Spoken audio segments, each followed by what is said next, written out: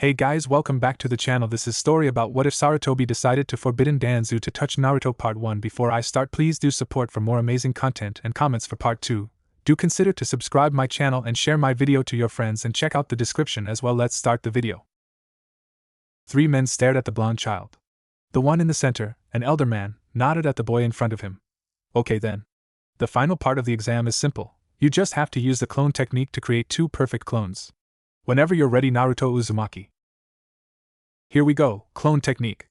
The boy quickly went through the hand seals before a puff of smoke surrounded him. The man in the center frowned at that. The smoke was a very clear sign that the boy had used far too much chakra, which meant that his clone would probably end up.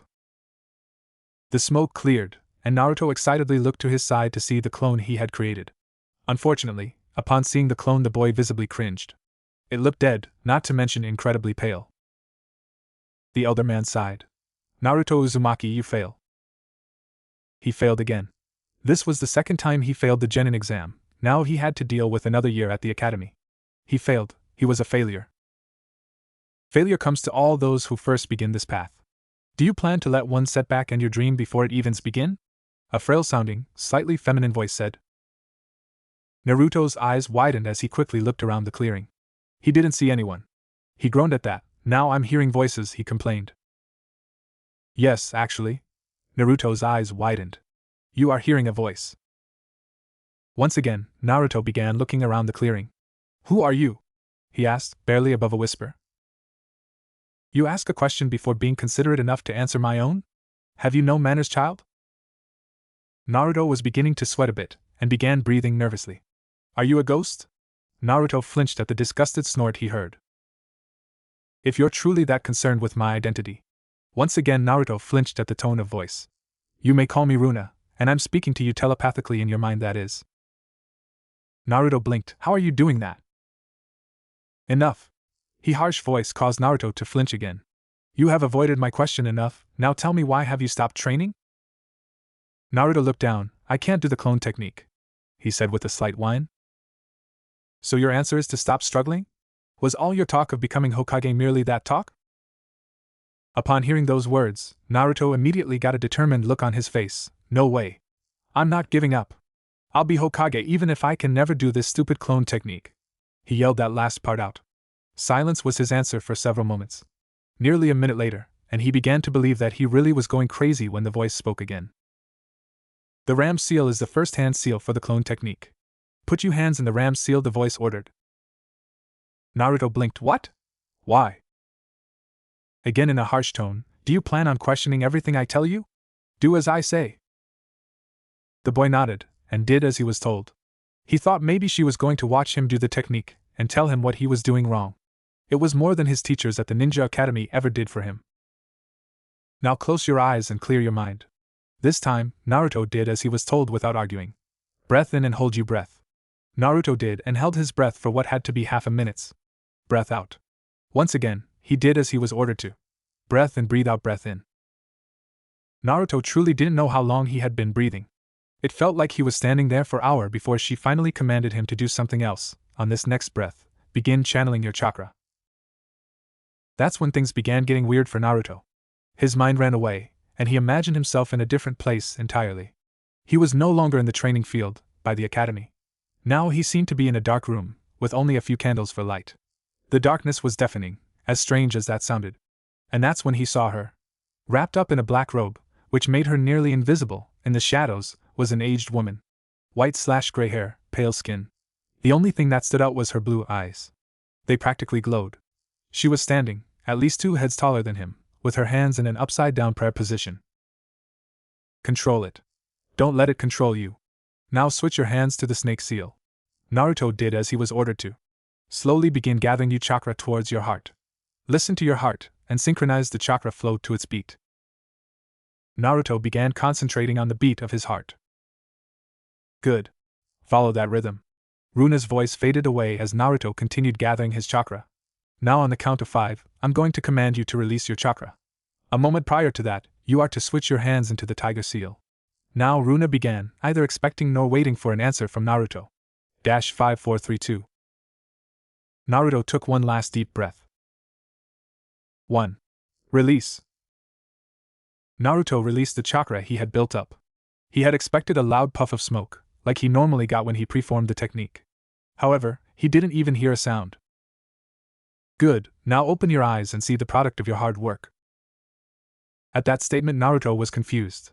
The fact that he could see Runa in front of him made him forget that he had closed his eyes, and made him wonder if he ever opened them. After a few moments, his eyes did open. He was no longer in the shadows, in front of his trainer. He was back in the clearing, where he had been training.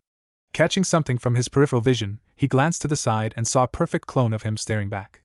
Naruto blinked at the clone a few times, before the information finally registered in his mind. Yes, I finally did the clone technique. Lower your voice, Runa snapped at him. Any other time, that tone of voice would have completely killed his buzz. But this time, he was just happy to care. A sense of happiness washed over him at how easy it had been to learn the technique when someone finally took a moment to show him how. Which prompted the next question to come from Naruto's lips. Runa-sensei, you're so awesome. Can you train me some more? Silence was his only answer for close to a minute before Naruto's breathing began to quicken. Would she reject him? Did he annoy her? He had done several things to annoy her, if her tone of voice was any indication. Was she just passing by? Was he going to be all alone again? Calm your breathing, child, it betrays your emotions, something a ninja can never afford. Upon hearing her voice, Naruto held his breath, waiting for an answer. Very well, apprentice. I will teach you, if you promise to keep your screaming to a bare minimum. Naruto paused just before jumping in the air, screaming in joy. Her ultimatum had completely halted his forthcoming victory dance. After calming himself down significantly, Naruto managed to ask, Thank you, Runa-sensei.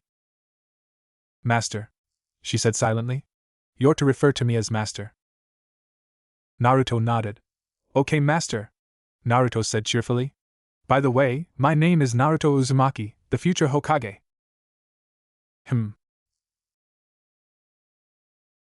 Naruto was still grinning when he asked, So what are you going to teach me now?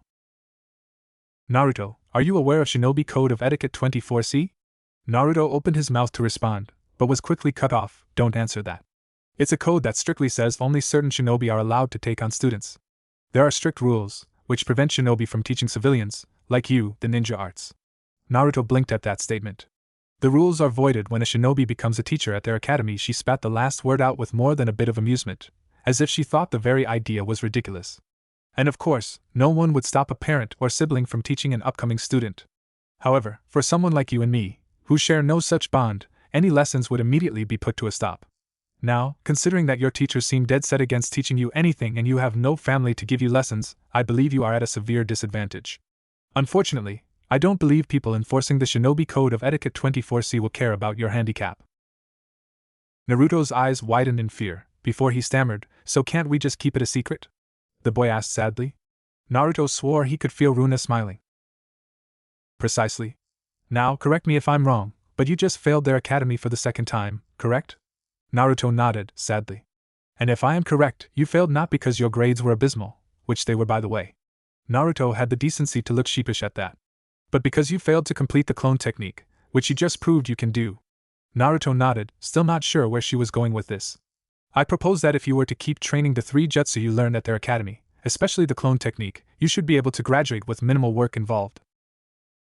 Naruto nodded, yeah, I guess. Good, then outside of their academy, you will concentrate on what I want you to learn, acupressure/anatomy, medical ninjutsu, sealing techniques. Naruto raised an eyebrow, but I thought you were going to teach me cool ninjutsu? And once again you begin questioning me. The woman snapped. Naruto's eyes widened, and before she could retort further, I'm sorry, Master. I didn't mean that sounds really cool, he said a little too forced. So where do we begin? Once again, silence was his answer for several moments, and once again Naruto began to feel that she had decided to abandon him. When you return home, you will find 2 books and a scroll waiting for you on your kitchen table. The books are important, but the scroll is vital. To learn the technique I left for you on that scroll, you'll need to increase your chakra control dramatically, which is the key to the future techniques I plan to teach you. Now, before you go, there is one last thing I wish for you to know, apprentice. For a time, I will be leaving you. It's conceivable that you will not hear from me for 6 months, perhaps even longer than that. It's very important that you don't try to call out to me, unless I speak with you first. This way, I can also prevent someone from sneaking up on you, and see you speaking with someone who is obviously not there. Naruto looked crestfallen at that. Okay, but when do I get to see you? Naruto heard Runa chuckle in his head. I believe you've already seen me. We've stood in front of each other, what more could you want? Naruto shook his head. No, I mean, when do I get to meet you for real? When I see fit to come before you. For now, concentrate on your training and consider it a test of sorts, apprentice. Naruto nodded and began walking off, before he was stopped. Oh, and apprentice.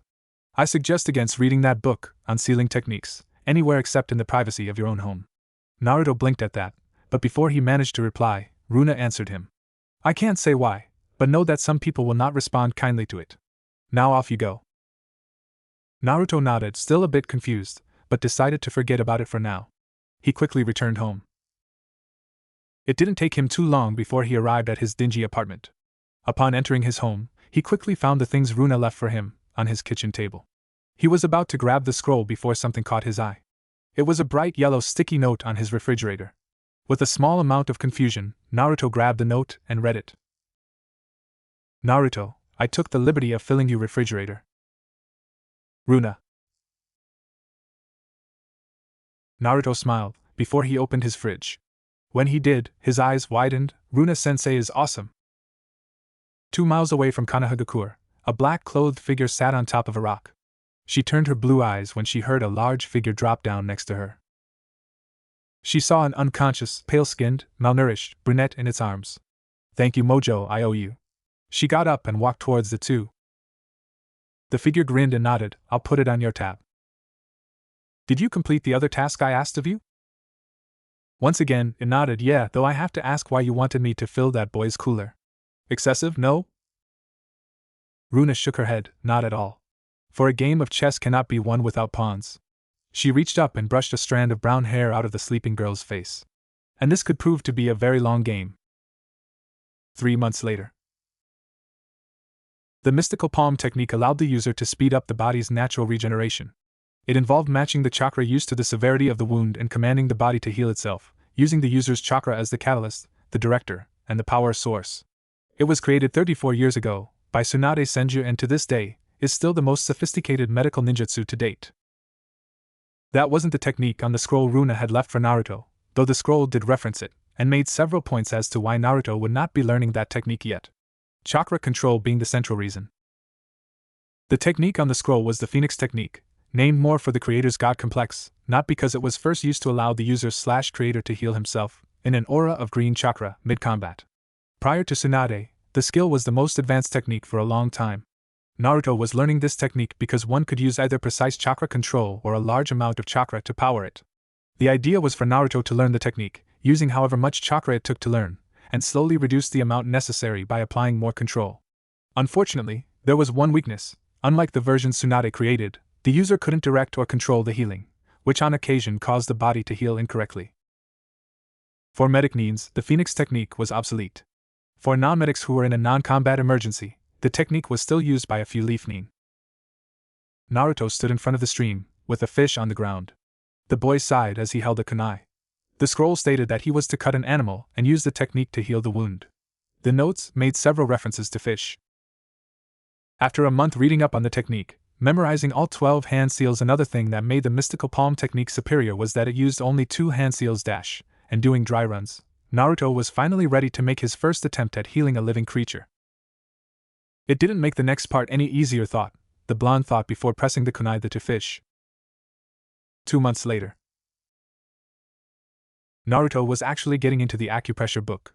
At first, it seemed like a waste of time to him.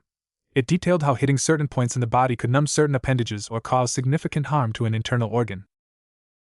Some points could also be used for beneficial purposes. Massaging or tapping some points in one's own body, or a patient's, could ease a headache, cure a hangover, increase circulation, or even flexibility. At least, the book stated so. He thus far used it once in a spar with one of his new teachers, a man named Mizuki. It had been a rather one-sided fight. The man had obviously been going much harder on Naruto than any other student. On pure instinct, the boy struck 2 spots on the man's arm, one that Mizuki had neglected to block. Mizuki's right arm remained numb for an hour afterwards, something which made the teacher constantly shoot dark looks at the young blonde. Aside from acupressure points, the book gave detailed pictures and names of the human body, but that wasn't the most interesting thing. The best part of it all was the fact that the book gave handwritten notes in the margins of the pages, notes probably written by Runa's hand.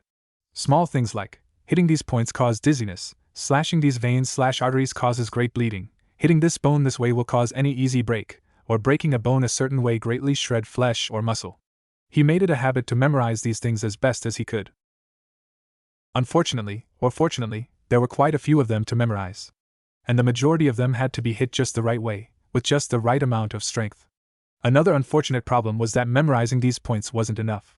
He had to learn how to utilize them in combat, instead of pure luck and instinct like his fight with Mizuki. Naruto's gleamed when he read something in the top right corner of one of the last pages. The kiss of the dragon. 3 months later. Sealing techniques required one to learn another language. That's all those inscriptions were, a nonverbal language. You essentially wrote down what you wanted to the seal to do, and it did it, so to speak. The book Runa left for him was much smaller than the other one. Much, much smaller. It mostly just described how to read the language or how to combine words together.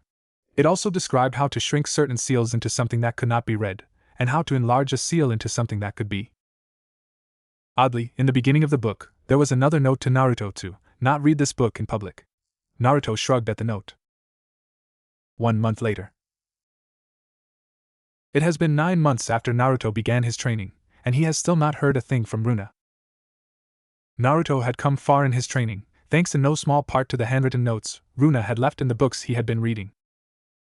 He could honestly say that he remembered a good portion of the pressure points in the book. Unfortunately, since he spent so little time fighting other opponents, he hadn't sparred anyone after his match with Mizuki all those months ago. It left him with no practical knowledge.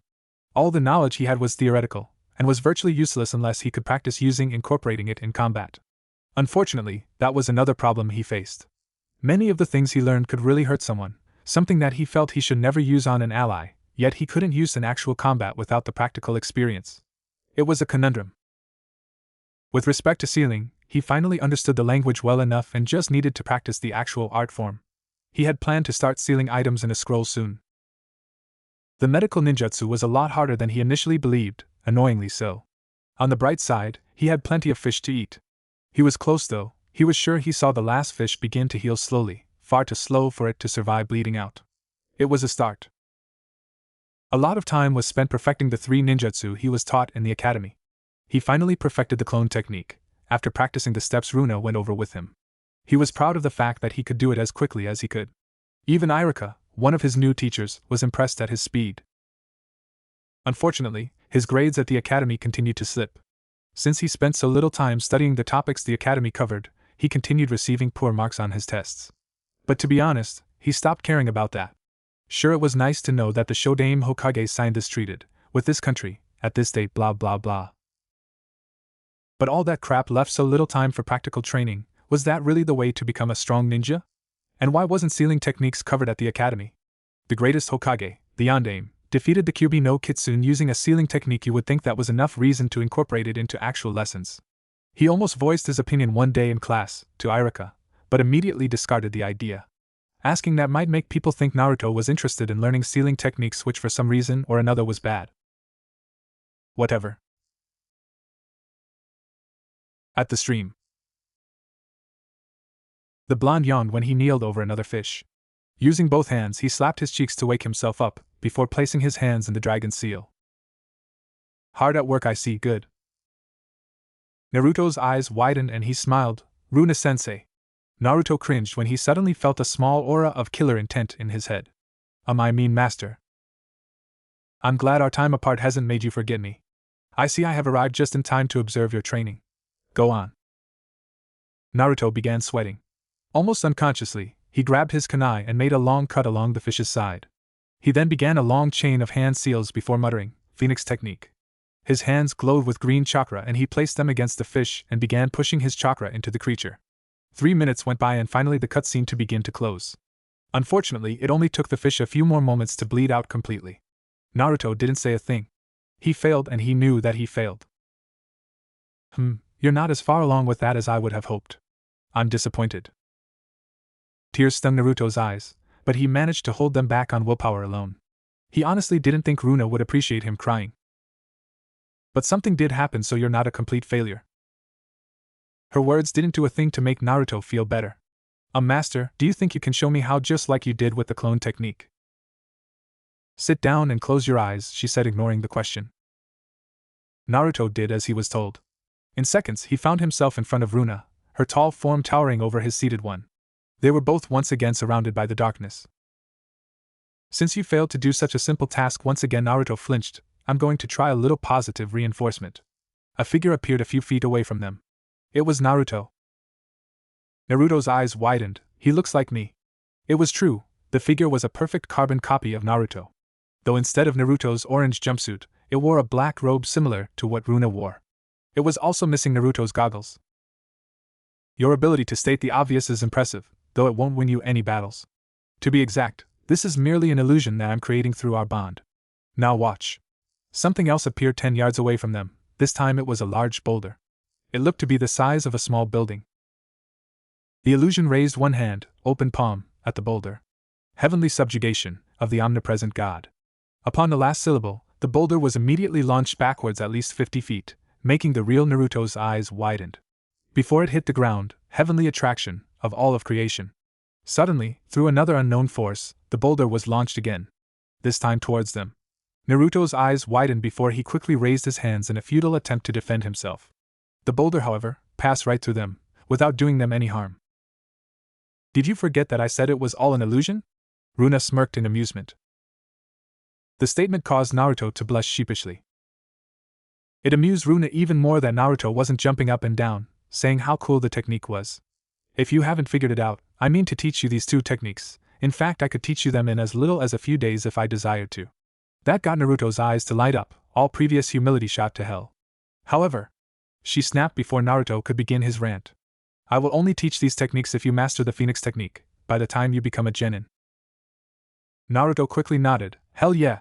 I'll master the technique before that and become a genin. You'll see, master. Runa nodded. I'm glad you feel that way. Because if you fail, I plan to abandon you. Naruto's eyes widened and tears began stinging them again.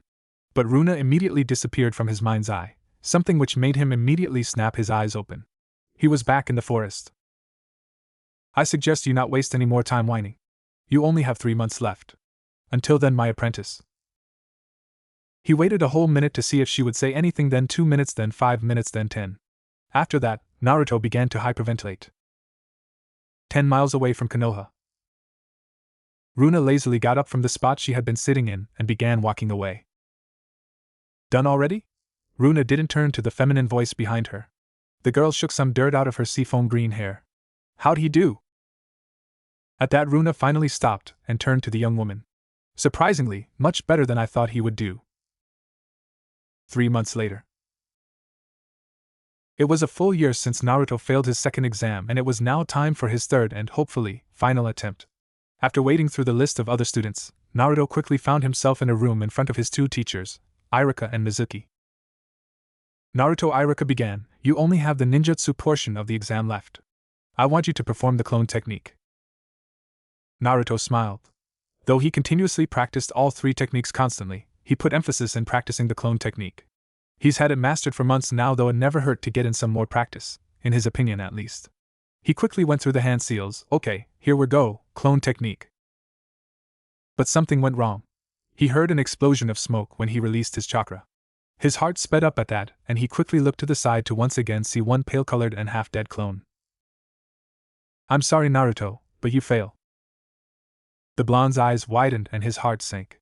How was the only thought he could muster? Naruto, you know there's one other way you could pass. There is?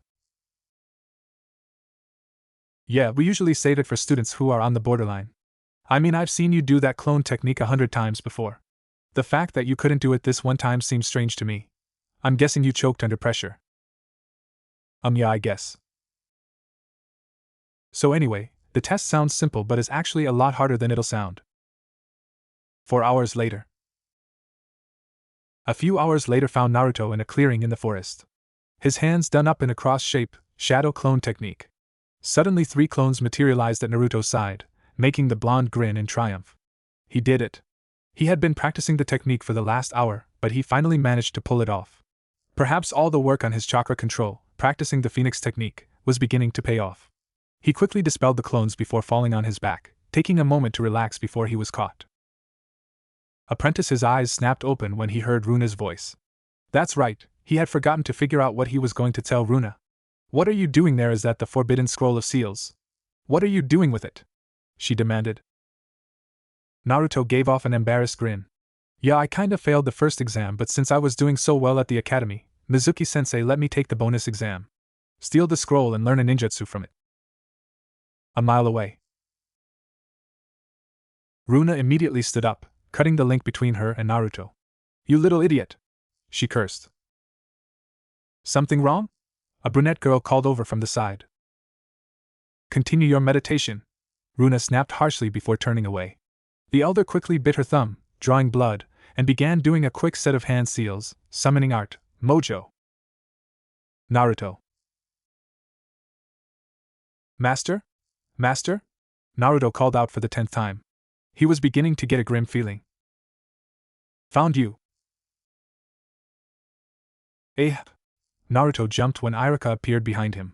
He quickly turned to the man and smiled. Has he been training? I did it, Iruka-sensei. I learned a technique from the scroll. That means I can pass just like Mizuki-sensei said, right? Iruka's eyes widened. Mizuki said what?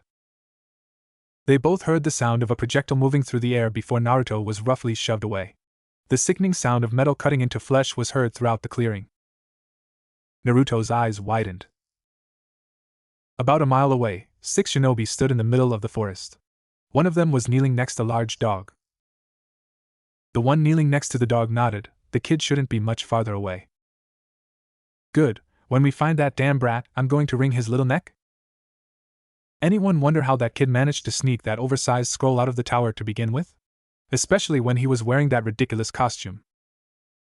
The one who was kneeling next to the dog got up. We'll ask him that after we catch him. Now let's go. A bush at the side of the road rustled, causing her to quickly pull out a kunai. Before she got a chance to throw it, a shadow jumped out of the bush, wielding a bamboo staff. The Chunin's eyes widened. Naruto and Iruka stood in the middle of a large clearing. Iruka was kneeling down, obviously injured. How? Iruka began. How did you know that I was not Iruka? A cloud of smoke erupted around Iruka's form. When it cleared, it revealed a panting Mizuki. Because this time Naruto's form was enveloped in smoke, I'm Iruka, the man said before he fell back, letting himself lean against a tree. Mizuki growled, his former colleague and friend, why are you protecting that freak? You know what he did to your parents, what he did to our village. And you sure as hell know what he's going to do now. He's going to use the scroll to obtain power and take revenge on the village. That's how monsters think. Iruka's eyes narrowed. You're right, that is how monsters think, but that's not how Naruto thinks. He messes up a lot, plays pranks, and people tend to jump on him for that, but that doesn't make him a monster. He's Naruto Uzumaki of the Hidden Leaf Village, not the Kyuubi no Kitsune. Mizuki rolled his eyes at the man, before he reached for his last shuriken. Fine, if that's what you want, then you can die with him. Mizuki threw the shuriken at Iruka, right before getting a fist to the face, which sent him flying back several feet. When he got back up, he saw Naruto standing in front of him. Iruka dodged to the right, avoiding a direct kill, but still received a long slash across his chest. At the sound, Naruto quickly turned towards Iruka, before turning back towards Mizuki, tears and fire in his eyes. If you ever touch my sensei again, I'll kill you. Mizuki smirked. Just try it, Kyuubi. I'll kill you with one blow. Just try it, fool, I'll send it right back 1,000-fold, shadow clone technique. Suddenly hundreds of Narutos suddenly materialized in the clearing. And they were all grinning at Mizuki. With wide eyes, Mizuki did the only thing he could do. He screamed, H-H-H-H-H-H-H-H-H-H-H. Mizuki went down in just under 20 seconds. Afterwards, after dispelling the clones, Naruto quickly turned and ran towards Iruka. The man was bleeding profusely from the wound in his chest. Naruto, get the scroll and run back to the village, Iruka said in between pants, coughing up a bit of blood. Iruka-sensei, the boy said sadly. Go, hurry up. The blonde scowled. I can help. He quickly began doing a quick series of hand seals. Naruto just. Phoenix technique. Green chakra encircled Naruto's hands, which he placed against Iruka's chest. Almost instantly, the bleeding stopped. In half a minute, the wound began to close. In 1 minute, the wound was half closed. 1 minute and 56 seconds after he began the technique, the wound, and the small cuts Irika suffered beforehand closed. Throughout the process, Irika could only stare over Naruto in shock. "Naruto, how did you?" Naruto just grinned, panting softly. The act caused Irika to smile. "Naruto, close your eyes." Naruto cocked his head to the side in curiosity before he did as he was told.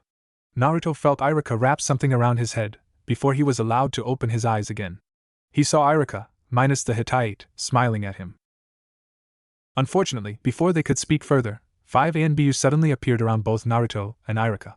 2 of them immediately made a move towards Naruto, which made Irika's eyes widened. Wait! It wasn't his fault. Mizuki tricked him into stealing the forbidden scroll. That made the ANBU pause. 4 of them turned towards the center one, and dog-masked ANBU.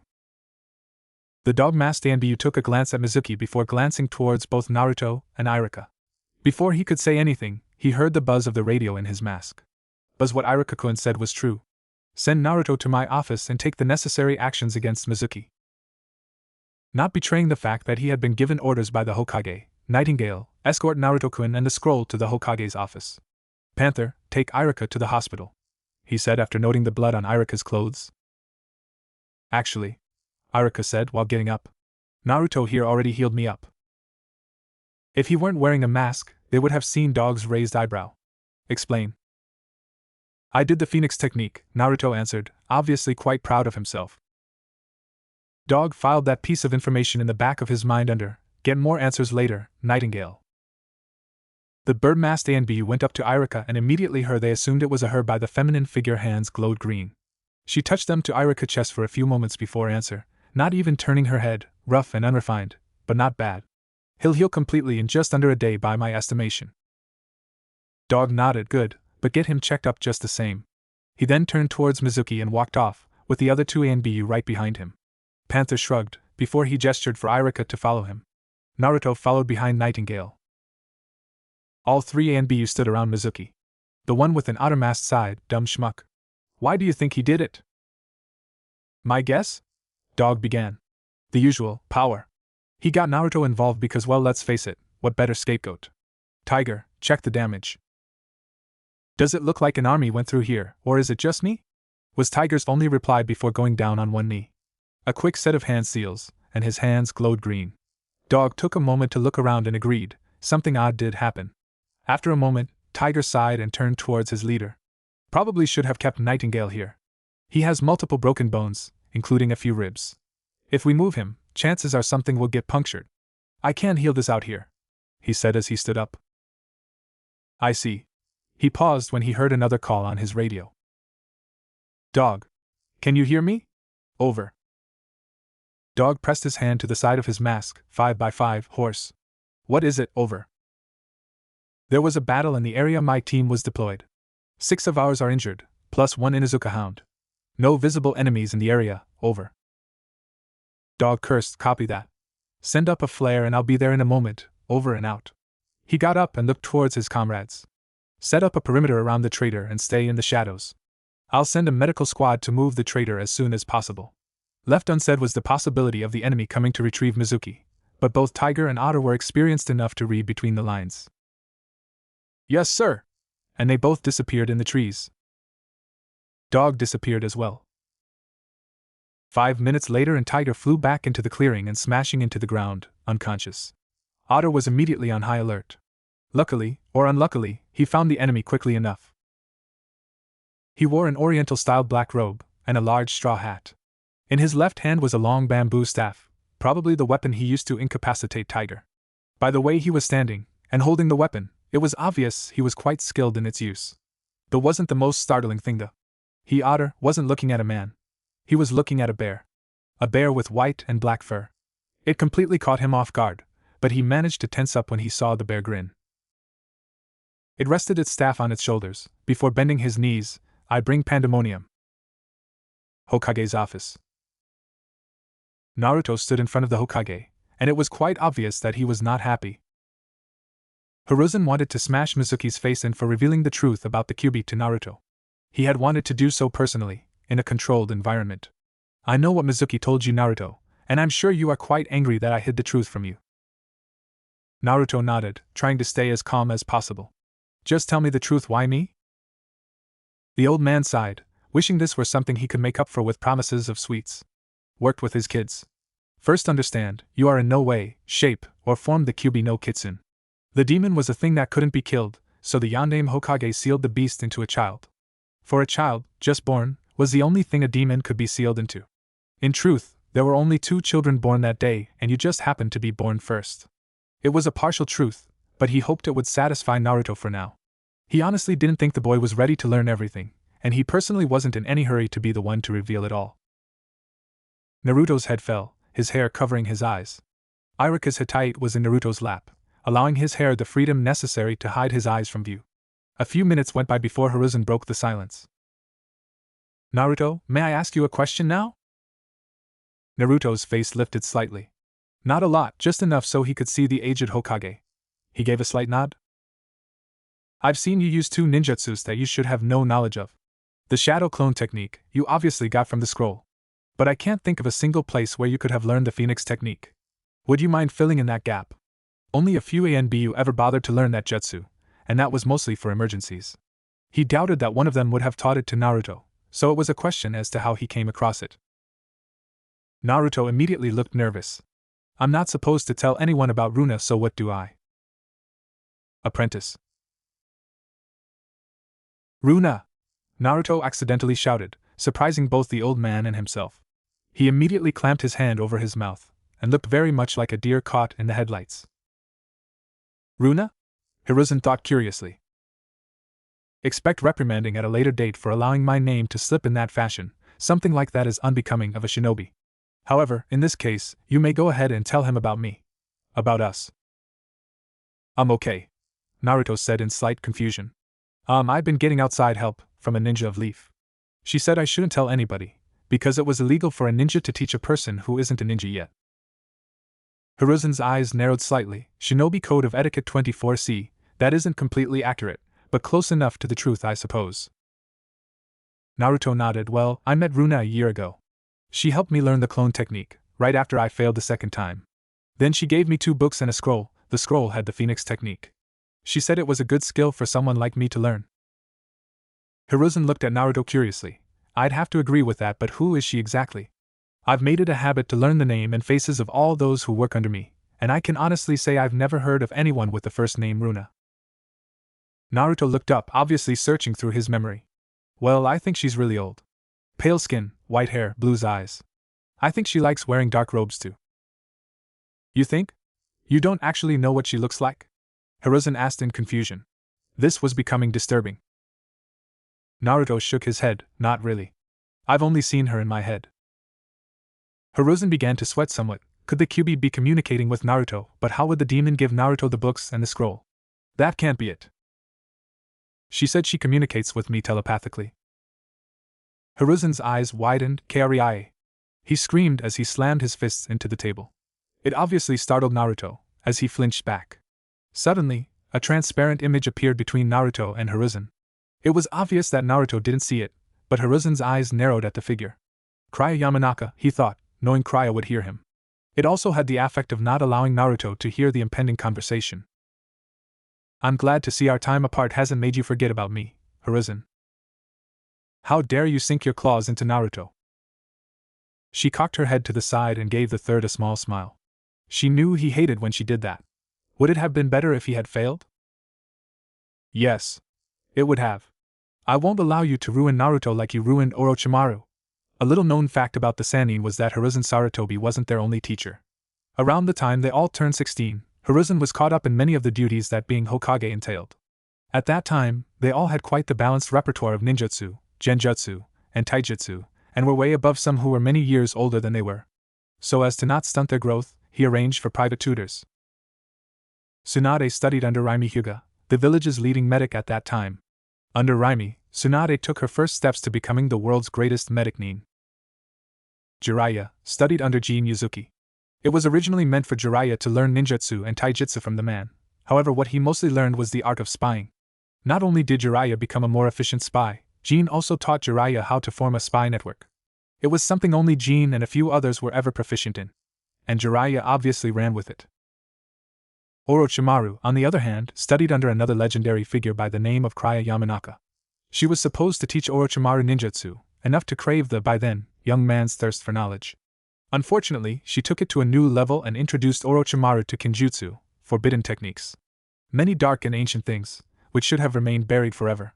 The rest, as they say, is history. Krya scoffed. You still haven't accepted the truth, I see? We both know that the snake was beyond redemption. If I am to blame, it was only because I gave him the knowledge he wanted. Krya furrowed her eyes. And you gave him the power, if I do recall. Don't you dare start with that nonsense. This ends now. I won't allow Naruto to speak with you anymore. Krya once again cocked her head, and gave him a small smile. Hiruzen looked through her and saw Naruto's eyes widened, before the boy's head snapped to a picture of Minato Namikaze on the wall. Hiruzen's heart dropped. Oh shit. He then turned his head towards Hiruzen. The fourth Hokage is my father? And then Krya started laughing. Hiruzen growled, You bitch, why was it that Krya was the only person who could get Hiruzen to abandon all forms of decency and civility? Not to mention self-respect. Krya's specter then got right in front of Hiruzen's face. I wonder how he'll feel when he finds out what you did to his mother. Hiruzen's heart nearly stopped. Ah yes. Kushina, she wanted to take Naruto back home with her, but you wouldn't allow it. You were afraid of what would happen if an enemy country got their hands on the Kyuubi's powers. So you destroyed Kushina's memories and replaced them with memories of a girl that wasn't even her own. That girl is now living Naruto's life, and Naruto, well, we both know what kind of life my apprentice is living. Hiruzen was breathing hard. Why didn't you tell me that the fourth Hokage was my father? So you don't want me to teach Naruto, and you don't want Naruto to learn the truth about his mother. In truth, he'll probably run away to go find her. I see only one way for you to achieve both of these criteria, Hiruzen. Kill Naruto. The Hokage's eyes widened. What? Kill him. I won't abandon my claim on him, and if you try to take him away, I'll reveal to him the truth about Kushina and your hand in her disappearance. So, the way I see it, your only choice is to kill Naruto. Everyone already knows about the fox. Does that mean they know about my father too? Go ahead, Hiruzen, you already mutated his life into something that is now unrecognizable. The least you could do is put him out of his misery. It's true, isn't it? Everybody knows. Kill him. Kill him now. Shut up. Everyone in the tower, even Danzo, who was on the floor under the Hokage's office, froze. Naruto got the worst of it though. The poor boy looked like he was about ready to crawl into a hole and die somewhere. And Hiruzen was about ready to join him, to be quite honest. His heart was going a mile a minute, and he was breathing hard. Once again, Krya gave that innocent smile. After Orochimaru, you had the nerve to take away my former apprentices from me, and the gall to reteach them lessons I had already taught. Krya's specter then got in Hiruzen's face. So let's get one thing straight. Naruto is mine. I have already suffered your corruption of my students in the past, and you shall not have this one. Goodbye, Hiruzen. With that, Krya disappeared. Oh, and if you behave yourself, I may decide to tell you of the plot to destroy Konoha. Hiruzen sighed before he rested his hands on his table. He suddenly felt every second of his age. How the hell does Krya do this to me? Far away, Krya smiled. She looked around the clearing, glancing at the two unconscious Anbu and then to Mizuki still unconscious next to her. So, you been having a conversation with an old lover or something? Krya grinned, something like that. She kneeled down and placed her palm on Mizuki's chest. Awaken, fool. Mizuki's eyes snapped open. Oh, make. Mojo, the Pandaren brewmaster, scratched his chin. The young master is quite amazing, don't you think? Runa nodded as she reclined in her chair. I wouldn't have picked him if I didn't think he had potential. Not only did he finally learn the Phoenix technique, but he also managed to learn the Shadow Clone in such a short amount of time. So I sent the young master a gift. Krya's eyes widened slightly. I thought I told you to clear any gifts with me first. Mojo never used the most common sense whenever he gave someone a gift. Like that incident where he gave a 6-year-old a fully functioning crossbow, and forgot to mention that it was fully functioning. Mojo just waved her concern off. You worry too much, mistress. I definitely gave something good this time. And what, pray tell, would that be? Ice cold ale, he said, slapping the large barrel he was carrying around. Krya looked at him in shock. Ale your ale? Mojo nodded cheerfully. And don't worry, I signed it under your name. No need to thank me. For the first time in decades, Krya was afraid. Naruto sighed as he slammed the door of his apartment shut. The talk between himself and the old man, and technically Runa, was hell to say the least. He definitely needed some time alone to think. As he was passing by his kitchen, he noticed the bucket on his kitchen counter, with the brown bottle sticking out of it. Staring at it curiously for a moment, he went to check on it, noticing that the bucket was full of ice, which the bottle was submerged in. He quickly found a sticky note attached to it. Naruto, congratulations on passing your exam. Runa. Naruto smiled as he grabbed the body and admired it for a moment. Looked to be about 2 liters, if he was measuring correctly. Shrugging, he used his teeth to pull the cork out of the bottle. Whatever Runa got for him, he silently hoped it tasted sweet, though he'd probably enjoy it no matter how it tasted. It was from Runa after all. He quickly took a small sip. Naruto Hiruzen sighed at the boy. It was obvious the boy was acting out even more. Sadly, Hiruzen couldn't really fault the boy. He himself would probably do the same given the same situation. Take the picture again, and take it of your face this time. Our customers are going to have to recognize you, and I seriously doubt they'll be able to recognize a picture of you ass. At least he really hoped not. And when the hell did he get that tattoo, property of Anko? Hiruzen would have to have a chat with that woman. Naruto blinked in confusion. But I what? Hiruzen rolled his eyes. If the boy wanted to act like a drunk, then Hiruzen wasn't about to amuse him. Lest he start behaving like this more often. Sexy technique. Hiruzen's eyes widened when he saw the faux drunk, blonde bombshell trip over her own feet apparently and fall on her ass. But even that was enough to down the old pervert with a massive nosebleed. A puff of smoke later and Naruto was back, laughing his ass off, pointing at Hiruzen. Or to be more exact, he was pointing a picture of Hiruzen, the one that happened to be on the wall. I got you, old man. The blonde laughed to himself. Hiruzen got up and stared at the boy in annoyance. Nah, are you two? The door slammed open. I got you this time, old man, yaha. A boy suddenly ran into the room, only to trip over his own oversized scarf. Thanks to a sudden roll, the boy ended up right at Naruto's feet, whom at that point stopped laughing to look at the boy. Konohamaru suddenly stood up and glared at Naruto. Hey you! You tripped me! Naruto blinked a few times, before pointing at Konohamaru. Is that my ass? Is that what my ass looks like?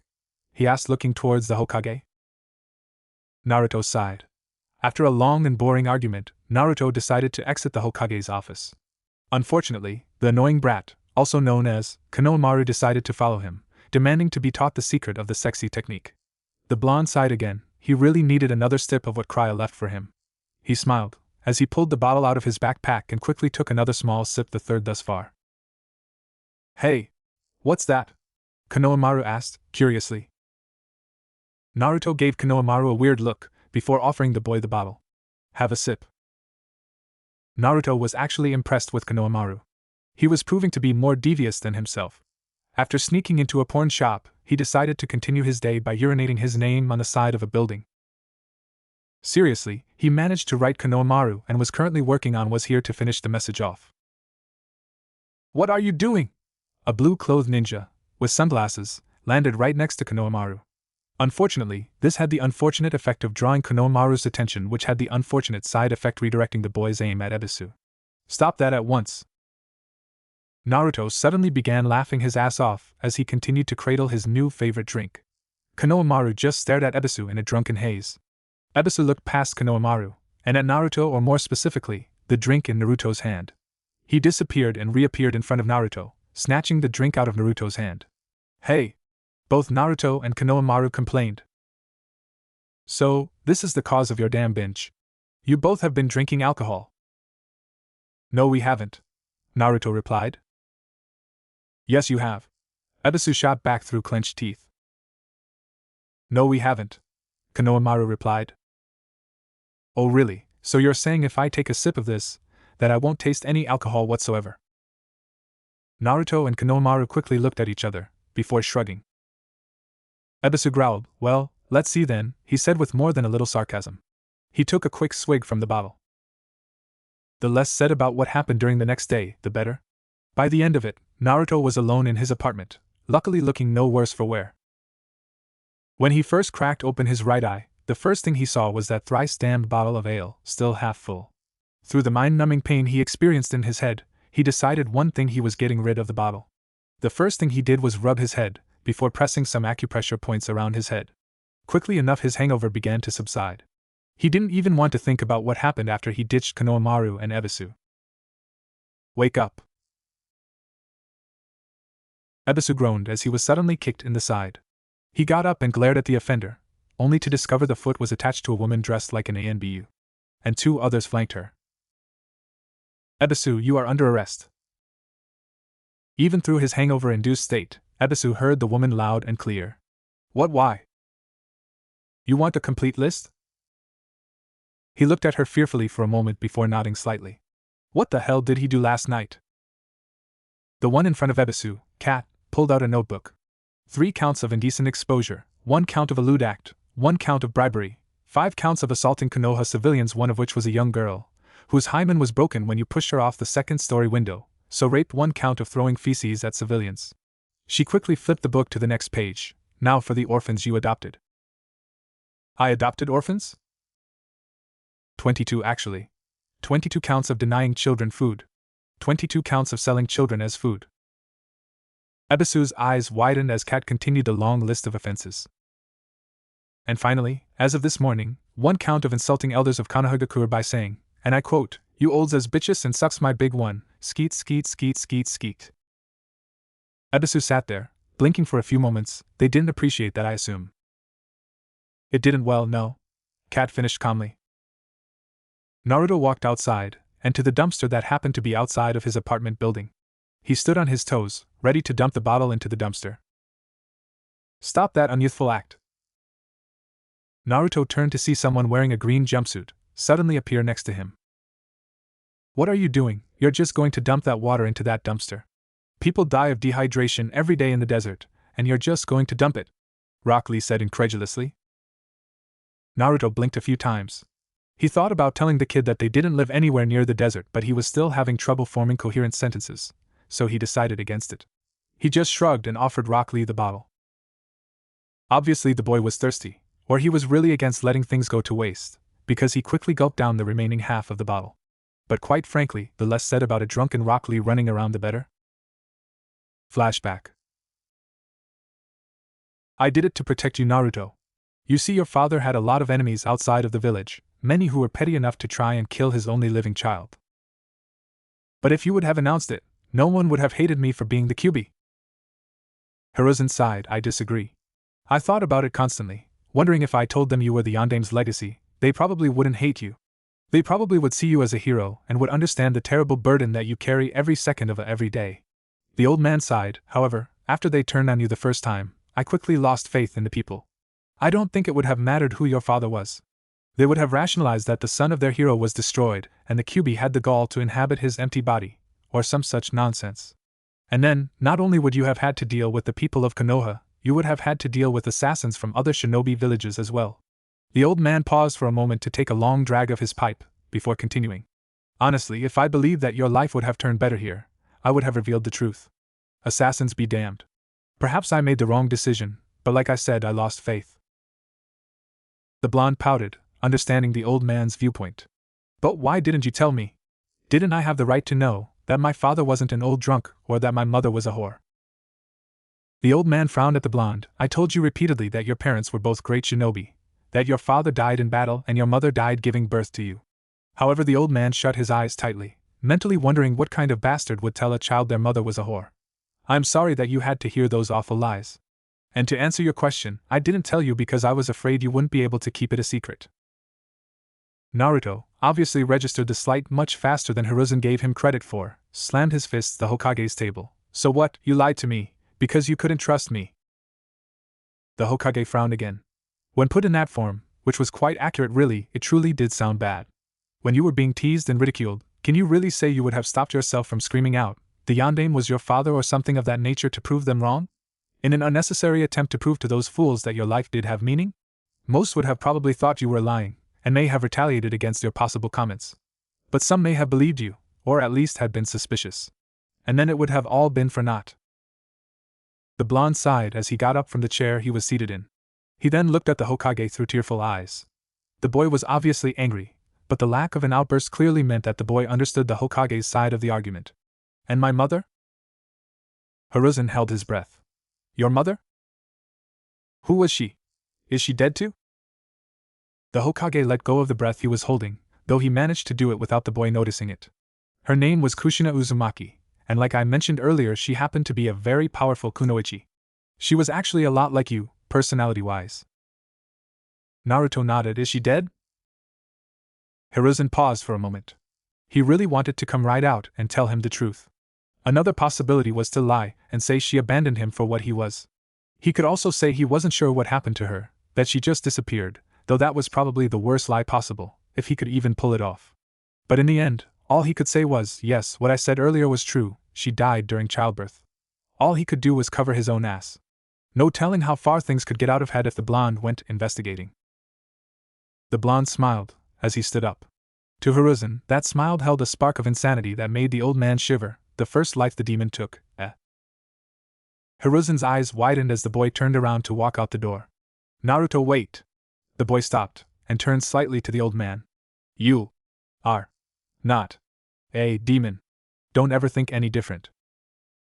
The blonde, who looked little more than a living corpse, gave a ghost of a smile and then turned to leave. End flashback. Hiruzen Sarutobi sat in his office, cradling his aching head within the palms of his hands. He truly had no idea the blonde was that bad off. He knew his constant smiling was nothing but an act to mask his loneliness, but in truth it seemed the boy's sanity was hanging on a thread. Maybe the original thread had broken and he had already fallen until Krya reached out to him, that is. Hiruzen scowled. Why the hell couldn't he had seen things sooner? Why the hell did it have to be Krya that saved the boy, and not someone more readable? In many ways he'd prefer if Orochimaru were the one teaching Naruto, at least then Hiruzen would know what to expect. Krya was too much of a wild card for Hiruzen to ever be able to read, perhaps the reason she was able to connect with the boy in such an obvious way. The man sighed. He had to think about his options. The first option was to just allow Krya to teach Naruto, essentially to wait and see what the woman had planned. For very obvious reasons, he counted a total of 23. Hiruzen decided to put that plan at the very end of his list and label it under fuck no. The second plan, and the most obvious one, would be to get Naruto away from Krya. Either reveal the woman's nature to the boy or, if that didn't work, put the boy under protective custody to prevent Krya from using him in any plot. Unfortunately, Naruto's protests and retaliations aside, Krya simply had far too much information on Konohagakure to simply allow herself to be cut out of Naruto's life. If the boy found out the truth about his mother, he would almost instantly cut all ties with Sarutobi, and by extension Konoha. She could also reveal to Kushina Hiruzen's treachery, which could have the unfortunate effect of turning Whirlpool against them. Unfortunately, the Kazama clan simply had too much influence over Whirlpool, and Kushina's brother, the clan head, sure as hell wouldn't let something like this slide. 15-year-old alliance be damned. The third plan would be to simply kill Naruto, the safe plan. They could cut off Krya's plans before they even start. And if Krya decided to reveal the truth to Kushina, they could always deny it as nonsense, by simply making all traces and evidence of the boy disappear. Sarutobi sighed. The third plan was obviously the best for Konoha, but he just couldn't bring himself to go through with it. Naruto was innocent. His only crime was being born on October 10th. Why the hell did he deserve to be executed because of that? In his head, he could choose between Konoha and Naruto. The obvious answer was Konoha, the needs of the many and whatnot. However, he couldn't shake the feeling that he could still save Naruto from Krya's clutches. Perhaps he was being foolish, but he would have to go with a wait-and-see approach. There was also the matter that, despite the fact that Hiruzen viewed Krya as evil incarnate, she had yet to make a move directly against Konoha. The man sighed. I'll have to bring Jiraiya in on this. But there was still the problem of Naruto's obvious skill set. The shadow clone technique was explainable, but the phoenix technique wasn't something the boy could explain as learning within the Forbidden Scroll, simply because it wasn't in the scroll.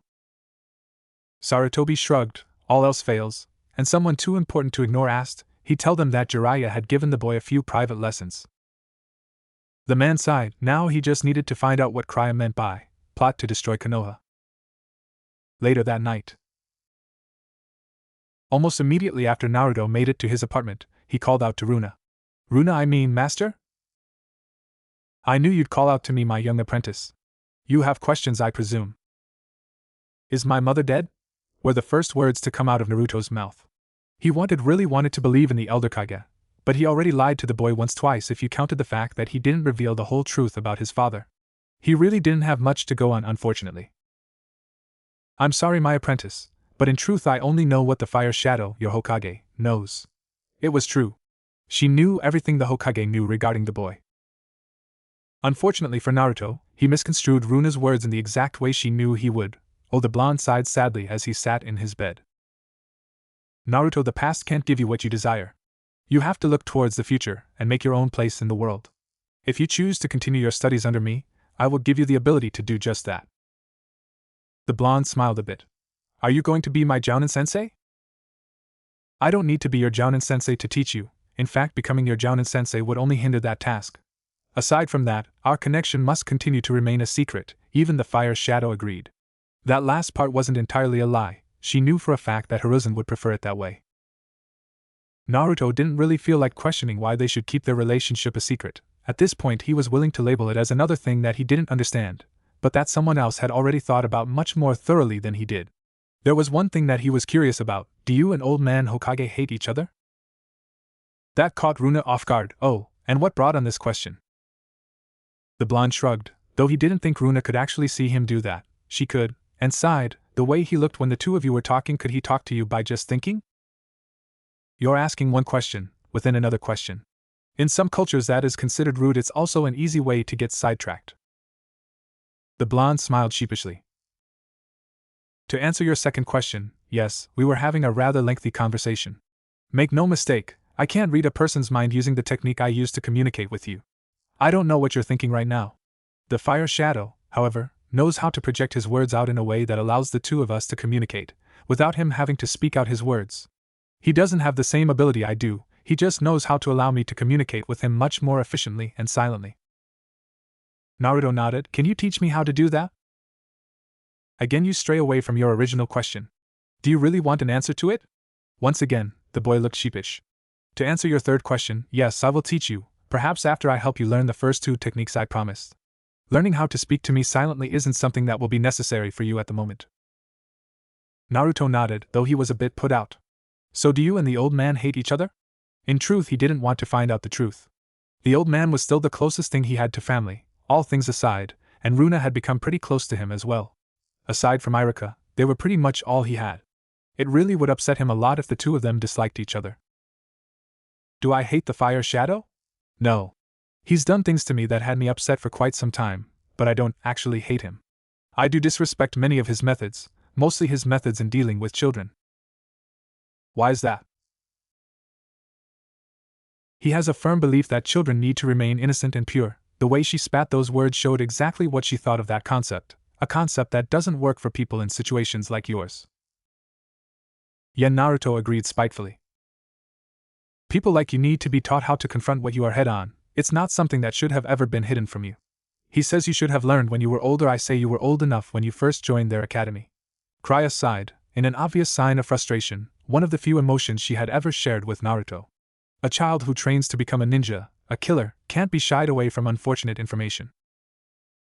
Naruto nodded slightly to himself. He definitely understood where Runa was coming from.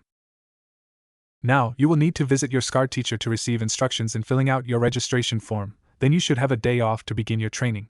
Be prepared for it. Naruto nodded, and gave a small yeah. He then began getting ready for bed. It was far too late. Training ground. A few days later found Naruto sitting in the middle of the forest. On the ground around him were dozens of symbols drawn into the dirt. He had been meditating for the last hour or so and on the outside looked very calm. On the inside, though, he was having an intense training session with Runa.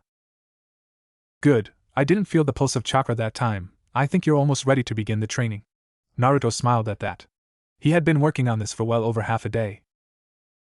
Apparently, the heavenly techniques, as Naruto had dubbed them, were going to be a little more complicated to learn, despite the fact that Runa said she could teach them to him in just a few days.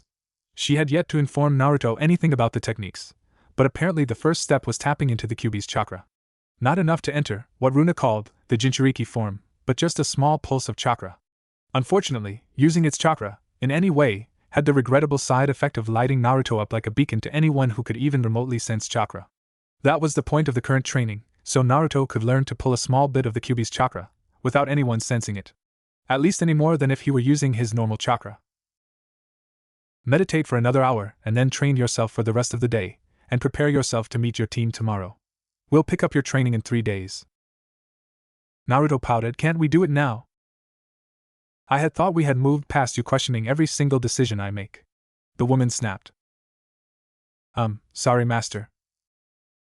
Good.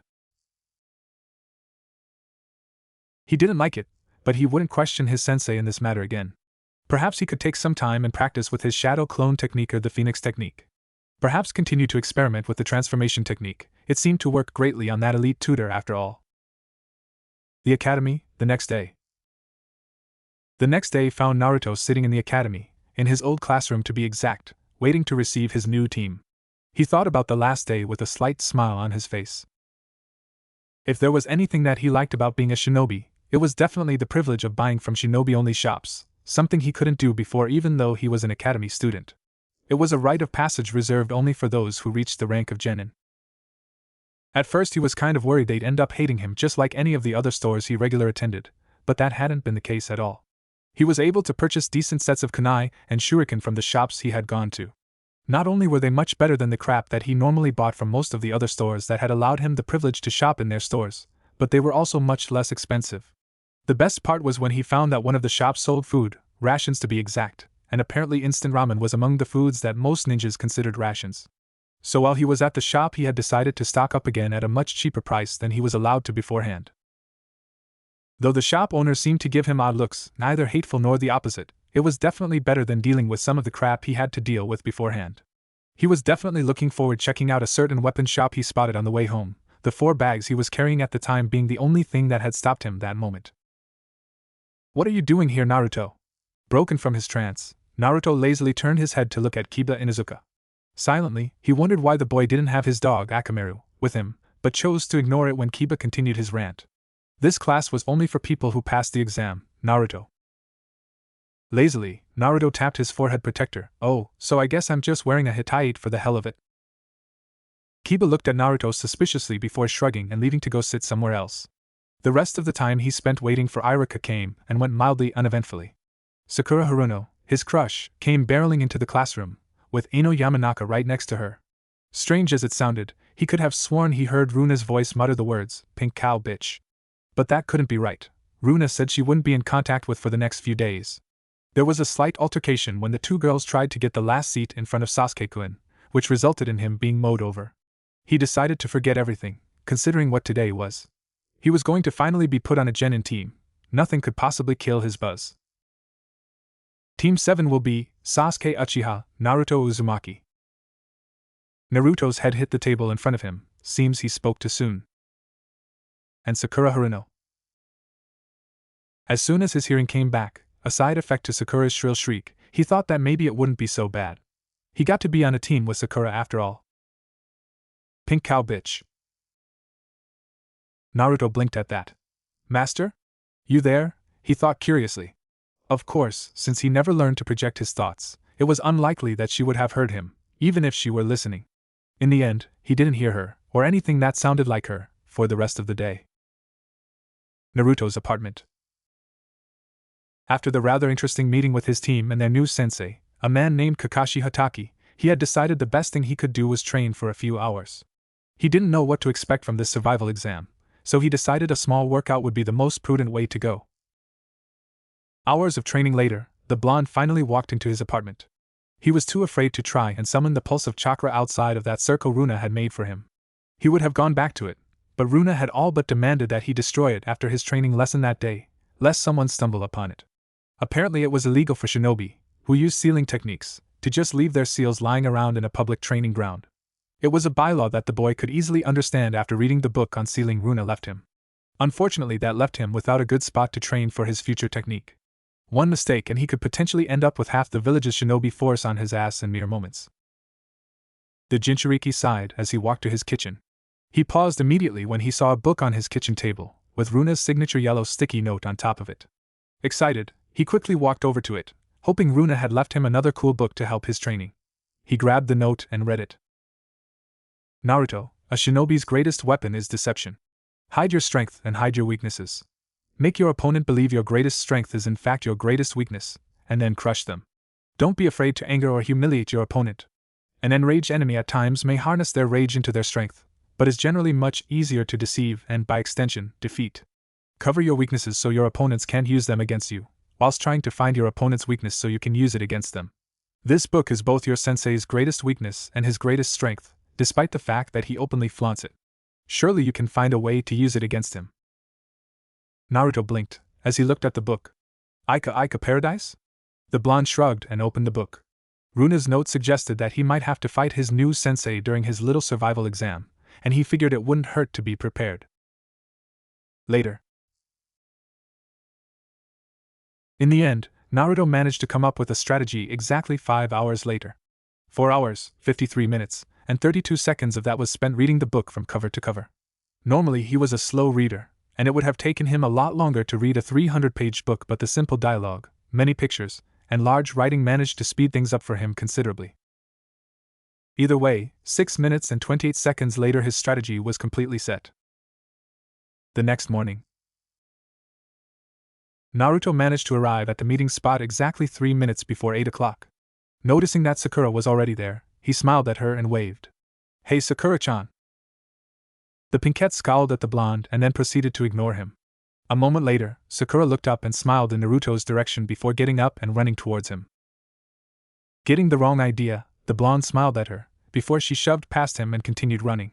The blonde turned around and scowled as he saw Sakura run towards Sasuke, who had just appeared. "Sasuke-kun, you're here. After our exam, you want to go on a date?" "No," was his only reply as he walked right past the girl. "I'll go on a date with you, Sakura-chan," Naruto called out. Sakura turned on her heel and glared at the blonde. "Shut up, Naruto baka." The blonde pouted as he watched Sakura go and sit down, a little too close to Sasuke. He just turned and sat down against a tree. Hopefully his sensei would be there soon. Unfortunately, it would be another 3 hours before Kakashi deemed to show himself to his prospective genin. This time he appeared in a puff of smoke. "Yo! You're late!" Both Naruto and Sakura yelled at the silver-haired jounin. "Sorry, I'm afraid I got lost on the road of life." "Liar!" Though, once again, only Naruto and Sakura yelled at the man, it was obvious that Sasuke had similar feelings. So, anyway, Kakashi began as he walked to 3 wooden posts in the center of the clearing. He quickly placed 2 lunch boxes on the ground and a timer on one of the posts. "Here is your test." He pulled out 2 bells. "I have 2 bells here. Your objective is to take these bells from me. Those of you who don't get a bell will automatically be sent back to the academy." Sakura's hand immediately shot up. Kakashi gave her a small nod, though he silently wondered how long until she realized she wasn't in school anymore. "But sensei, there are only 2 bells." The jounin's lone eye went up into a small upside-down smile. "I suppose that means one of you will go back to the academy." At that, all 3 genin looked at him in shock. "Oh, and feel free to use any weapons or ninjutsu you want on me, anything goes. Come at me with the intent to kill, or I promise you won't get anywhere." Sakura's hand shot up again. Once again Kakashi gave her a slight nod. "But if we come at you like that, we could really hurt you," she pleaded with him. If Kakashi didn't want to keep a stoic air around him, he probably would have laughed in her face. Fortunately, Sakura wasn't the first person to ask him that question. It seemed like there was always one idiot, each year, who thought genin, fresh out of the academy, could hurt an experienced jounin. "I can handle myself fine, don't worry." Sasuke shot out of the ground, running straight towards Kakashi, kunai in hand. Kakashi easily smacked the boy's hand away, and delivered an open palm thrust straight to the boy's chest, sending the Uchiha straight back to where he was originally sitting. "1. That's the spirit, Sasuke-kun, but wait until I start the timer." He obviously put a sarcastic tone on the kun. "Oh. And if you can't get any of the bells, I'm going to tie you to one of those posts, and eat my lunch in front of you." All 3 of the genin's stomachs growled, reminding them that they were told not to eat breakfast this morning. "Now you have 1 hour," Kakashi said as he started the timer. When he did, all 3 of the genin jumped into the trees, hiding themselves. Kakashi was actually impressed. He couldn't see any of them. With his enhanced hearing he was able to detect their breathing, however faint it was. Sakura was easy enough to distinguish from the 3 breaths. When he concentrated chakra to his nose, to enhance his sense of smell, he could clearly smell both a scented shampoo and perfume, both coming from the same area. Either it was Sakura, or one of the boys had an interesting story to tell. Either way, the perfume and that brand of shampoo was the first to go if he decided to pass the girl. It was already decided that the 2 boys had to pass this exam, but that sure as well didn't mean he wouldn't drop the girl if she proved too much of a liability. Kakashi sighed as he grabbed his little orange book and began reading it. It was almost 40 minutes into the exam before someone finally made their move. Kakashi easily sidestepped 5 thrown shuriken. Calculating their trajectory, Kakashi followed their path towards one of the trees. Concentrating chakra to his ears, he could hear someone moving quickly through the trees. A hint of blue revealed it to be the Uchiha, too.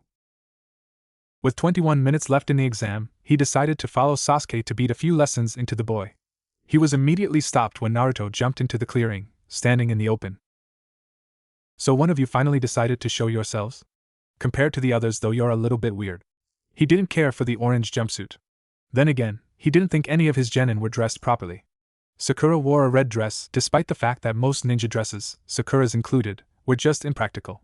In truth, they were made for the sole purpose of making money off of little girls that wanted to play ninja, little girls' parents to be exact. Sadly, it worked quite often. It wasn't only the dress though, the color simply didn't work for stealth missions. Sasuke was the only one with decent colored clothing. The dark blue was decent in most environments, but the white shorts definitely needed to go. Listen up right now, sensei, my name's Naruto Uzumaki, and I'm going to be the greatest Hokage ever. Kakashi nodded, ignoring the blonde, however admirable his dream may be. Yeah, I think you mentioned that before, he said before burying his nose in his book. Naruto scowled, why are you reading that? To see what happens next. Naruto's eyebrow twitched, we're supposed to be fighting. Don't worry. You're probably both weak and slow, I doubt you could actually hurt me. Kakashi made a poor assumption based on Naruto's reported grades. Too bad Kakashi didn't remember that old saying, when you assume, be prepared to be made an ass. Naruto smirked, as he put his hands into a cross. You better watch, I'm going to show you my ultimate ninjutsu/taijutsu combo. Despite himself, the comment got Kakashi interested, though he didn't show it outwardly. Naruto style, Ika harem. Kakashi's head shot up, his visible eyebrow raised, Naruto style what? Suddenly, the clearing was filled with Narutos, before they all disappeared in a puff of smoke. When the smoke cleared, it revealed Kakashi surrounded by women. Naked women. Naked women that he remembered, with all the detail provided to him by his Sharingan, as girls in his favorite book series.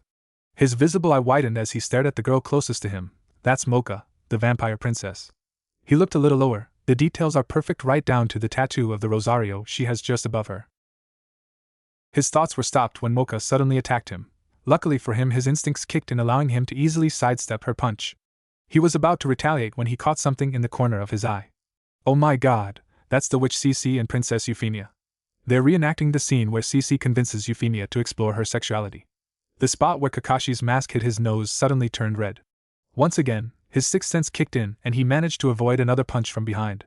He turned in time to see that's Rukia Kichiki. Suddenly, Rukia was flanked by both Mocha and another girl. Kakashi's eyes widened. Urza Scarlet? This was like a dream come true. If they weren't all trying to beat him up and if they weren't all really guys, is that another lesbian scene?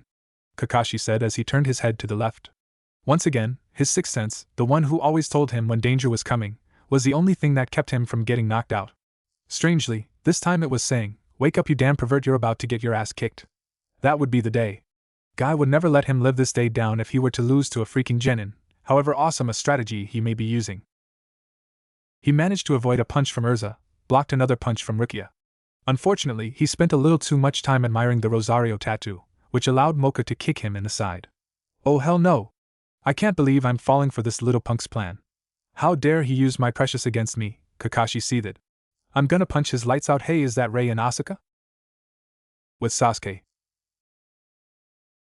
Sasuke prepared to jump down. He could definitely make use of Naruto's strategy. I'll grab both bells and then give Naruto the other one, he rationalized. But time was running out and this was definitely too good a chance to pass up. With Sakura. Sakura growled at the scene before her. How dare that baka, she was definitely going to smack that blonde baka for this perverted garbage. In the clearing. Oh and oh Nya! I can't believe I dispelled Nya. Fire style, grand fireball technique. Kakashi glanced to the right in time to see a large fireball coming straight at him. The moment he felt the heat on his face, he smiled, maybe they're getting it after all. And then Kakashi was engulfed in the flame. Luckily for Naruto, Sasuke had the forethought and self-control to avoid hitting the blonde, and his clones, with the flame. That didn't stop Naruto from scowling at the Uchiha though. One of the women, a pigtailed blonde, yelled, Sasuke, what the hell are you doing? You just fried our sensei. He's still alive, you idiot, and you just gave yourself away.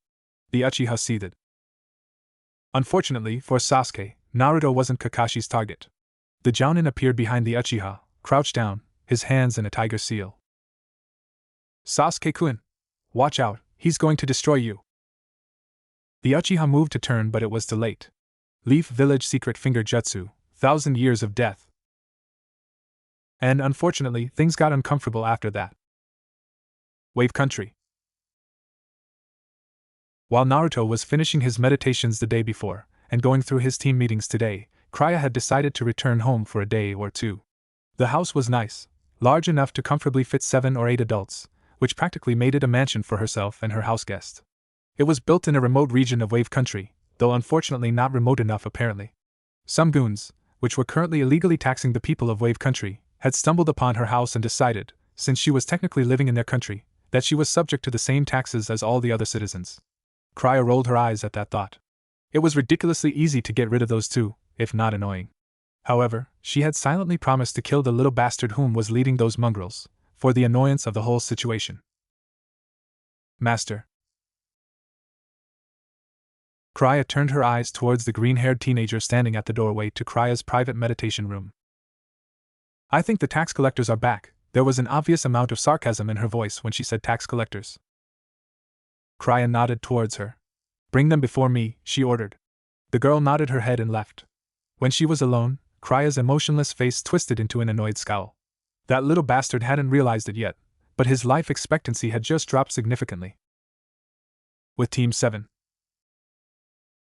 Unfortunately, things had gotten significantly worse for the Jounin. The girls had begun attacking Kakashi with greater ferocity than before and even seemed to be doing it with greater strategy than Kakashi would give a new genin credit for. He was impressed to say the least. Even more unfortunate was the fact that Sasuke was back in the fight and, for some odd reason, seemed to take Kakashi's technique personally. It was a combination of Sasuke weaving in and out of Naruto's clones, while the clones provided the Uchiha both backup and cover. It was a potent strategy, one that seemed premeditative, but that boys could only had thought up on the fly. Unfortunately, every time Kakashi, begrudgingly, took out a clone, 2 more took its place. He had to wonder how much chakra the kid had. The fight was starting to get difficult. Really, the fact that naked women surrounded him from his famous novel series had absolutely nothing to do with it really. Sasuke had almost gotten the bell more than once already. Kakashi had to stop holding back those few instances to prevent his defeat. The Jounin grinned as he got a clear look at the timer, 3, 2, 1. The sound of the timer going off filled the clearing, causing both Sasuke and the Narutos to stop what they were doing. Kakashi turned towards the girl he believed was the real Naruto. Cancel your technique, this exam was over. With a pout, Naruto transformed back to his real form and dispelled the clones. Though they didn't get the exact point of the exam, it was obvious that both Sasuke and Naruto were on the right track. Now he just needed to get the correct lesson through the 3 kids' heads, especially Sakura, who had yet to do a single thing throughout the exam. And if Kakashi knew women as well as he thought he did, then Sakura should come bursting out of the woods too. Naruto! You idiot! Sakura jumped into the clearing and slammed the stunned boy in the face with her fist, sending him back several feet. Before she could do anything else, Kakashi quickly grabbed her hand and put her in a painful arm lock. Later. 5 minutes later found the team leaning against the wooden posts. Sakura was tied to the post. Kakashi was a few feet away staring at the Stone of Heroes. I'm going to give you 3 one last chance, he said as he looked towards the team. Sasuke and Naruto, feel free to eat the lunch I provided for you. He then glared at Sakura. But Sakura doesn't get any, and don't either of you dare feed her.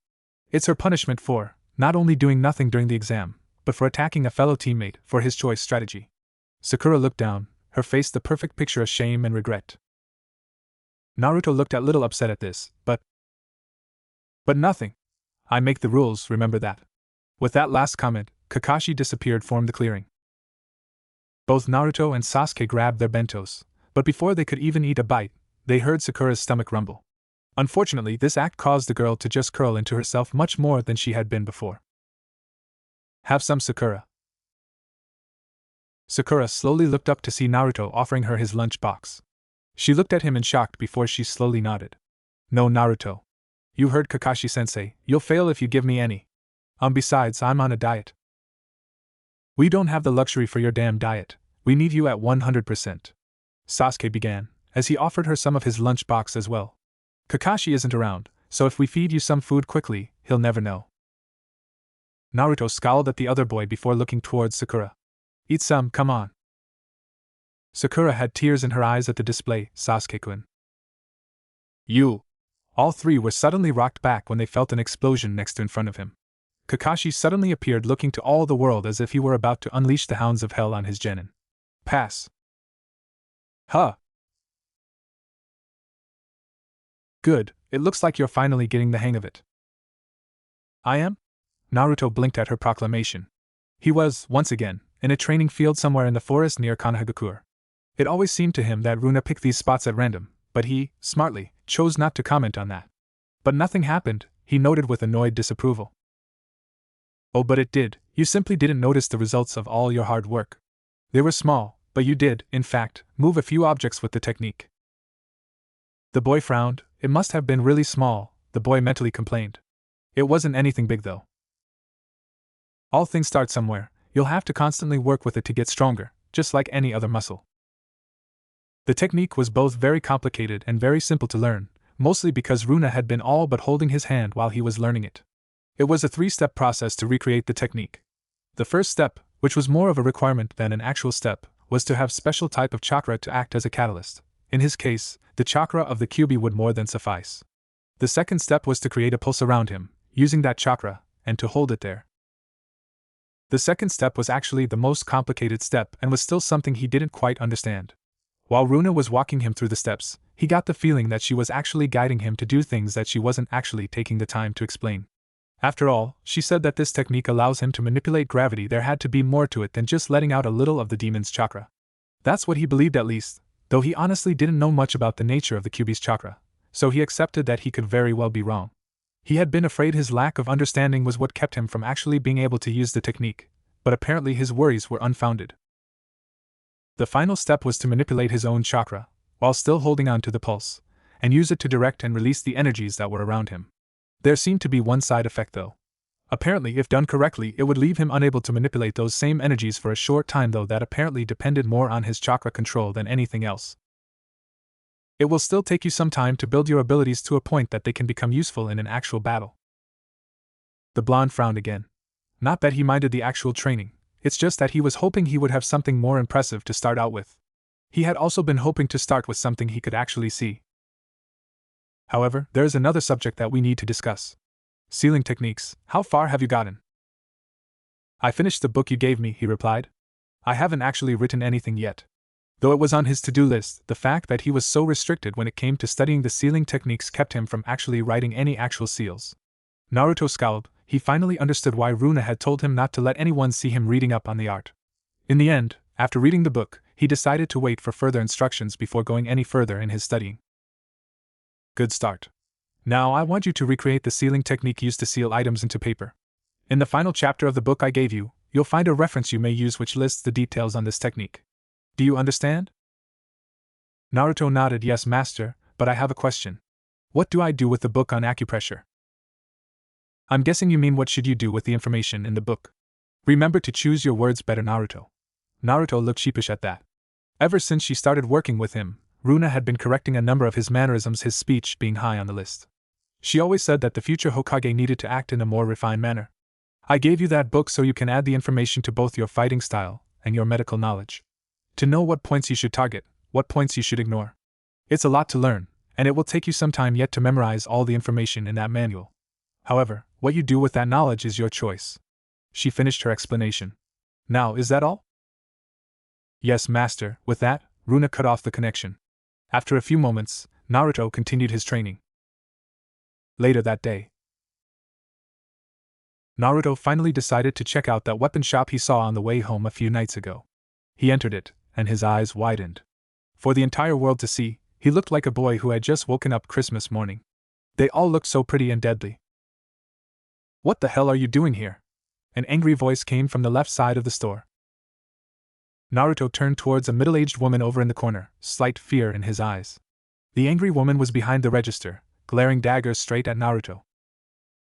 Get out of here right now! Naruto looked down and began to turn on his heel to leave, but stopped when he heard another voice. Now that's not very polite, Ursa. What would my brother think? A gentle and tired-sounding voice responded off to the other side of the shop. Naruto once again turned towards the voice, this time seeing an overweight, old man wearing a red robe. He was bald, with a long gray beard. Since he hadn't seen the man before, the boy assumed that he had just come from the door he was standing in front of. "Mako," she seethed, "you know what he is, don't you? Perhaps a better conversation to have him back, don't you think?" Still seething, she began walking towards the back room. It appeared the old man, identified as Mako, would follow, but then she muttered an angry, "Forget it, I'm going back to the Jasmine Dragon." With that, she walked out the front door, right past Naruto. Mako sighed, as he rubbed his bald head and then turned towards Naruto. "The Jasmine Dragon is a tea shop that's in my family," he explained before moving towards the register. He seemed to check something on the machine before turning back towards the boy, giving off a kind smile. "So, what can I help you with?" "Perhaps I should go," Naruto began, looking down. "Nonsense, you just got here," he said, walking towards the boy. "Was there something you came to get?" Naruto, still not meeting his eyes, just looked down and said, "I was honestly just browsing." "Then stay and browse. It would do my shop no honor if you ran out of here with that look on your face. Besides, you just missed the last rush I've been expecting for the day, so you'll have the store to yourself." Naruto grinned nervously at that. "Well, would I be too presumptuous to say you were thinking of taking up a weapon?"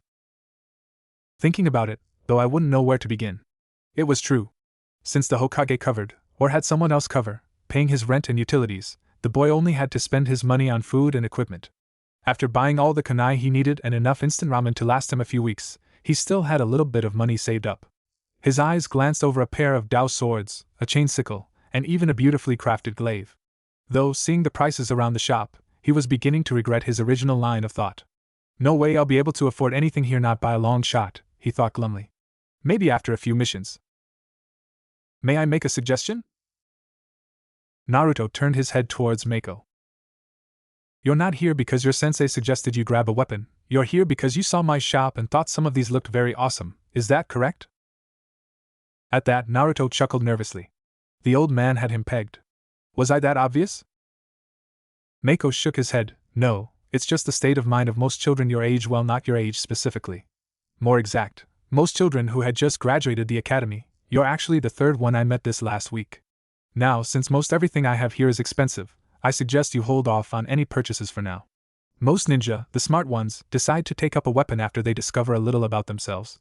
Mostly, they use it to reinforce an area they feel they're weak in. I suggest you do the same." Naruto nodded. "I guess that makes sense." He looked at the man curiously.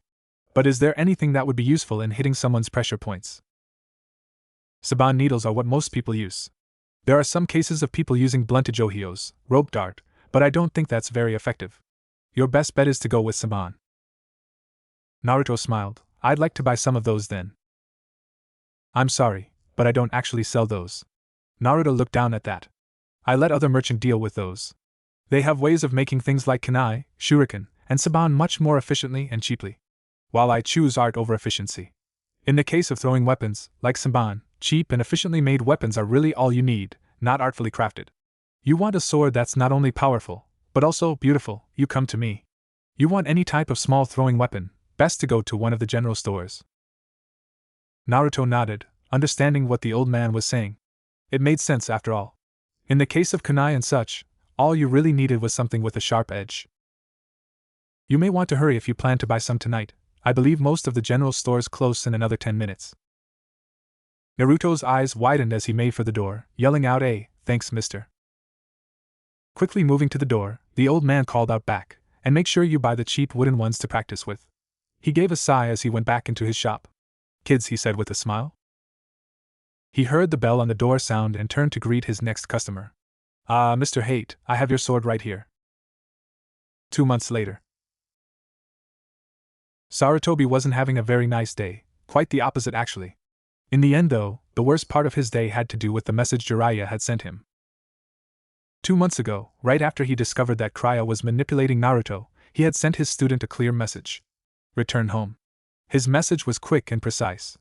Whenever there was an emergency that was topic sensitive, he would always send Jiraiya a message in this fashion, and the man would generally come running back to Konoha as quick as possible.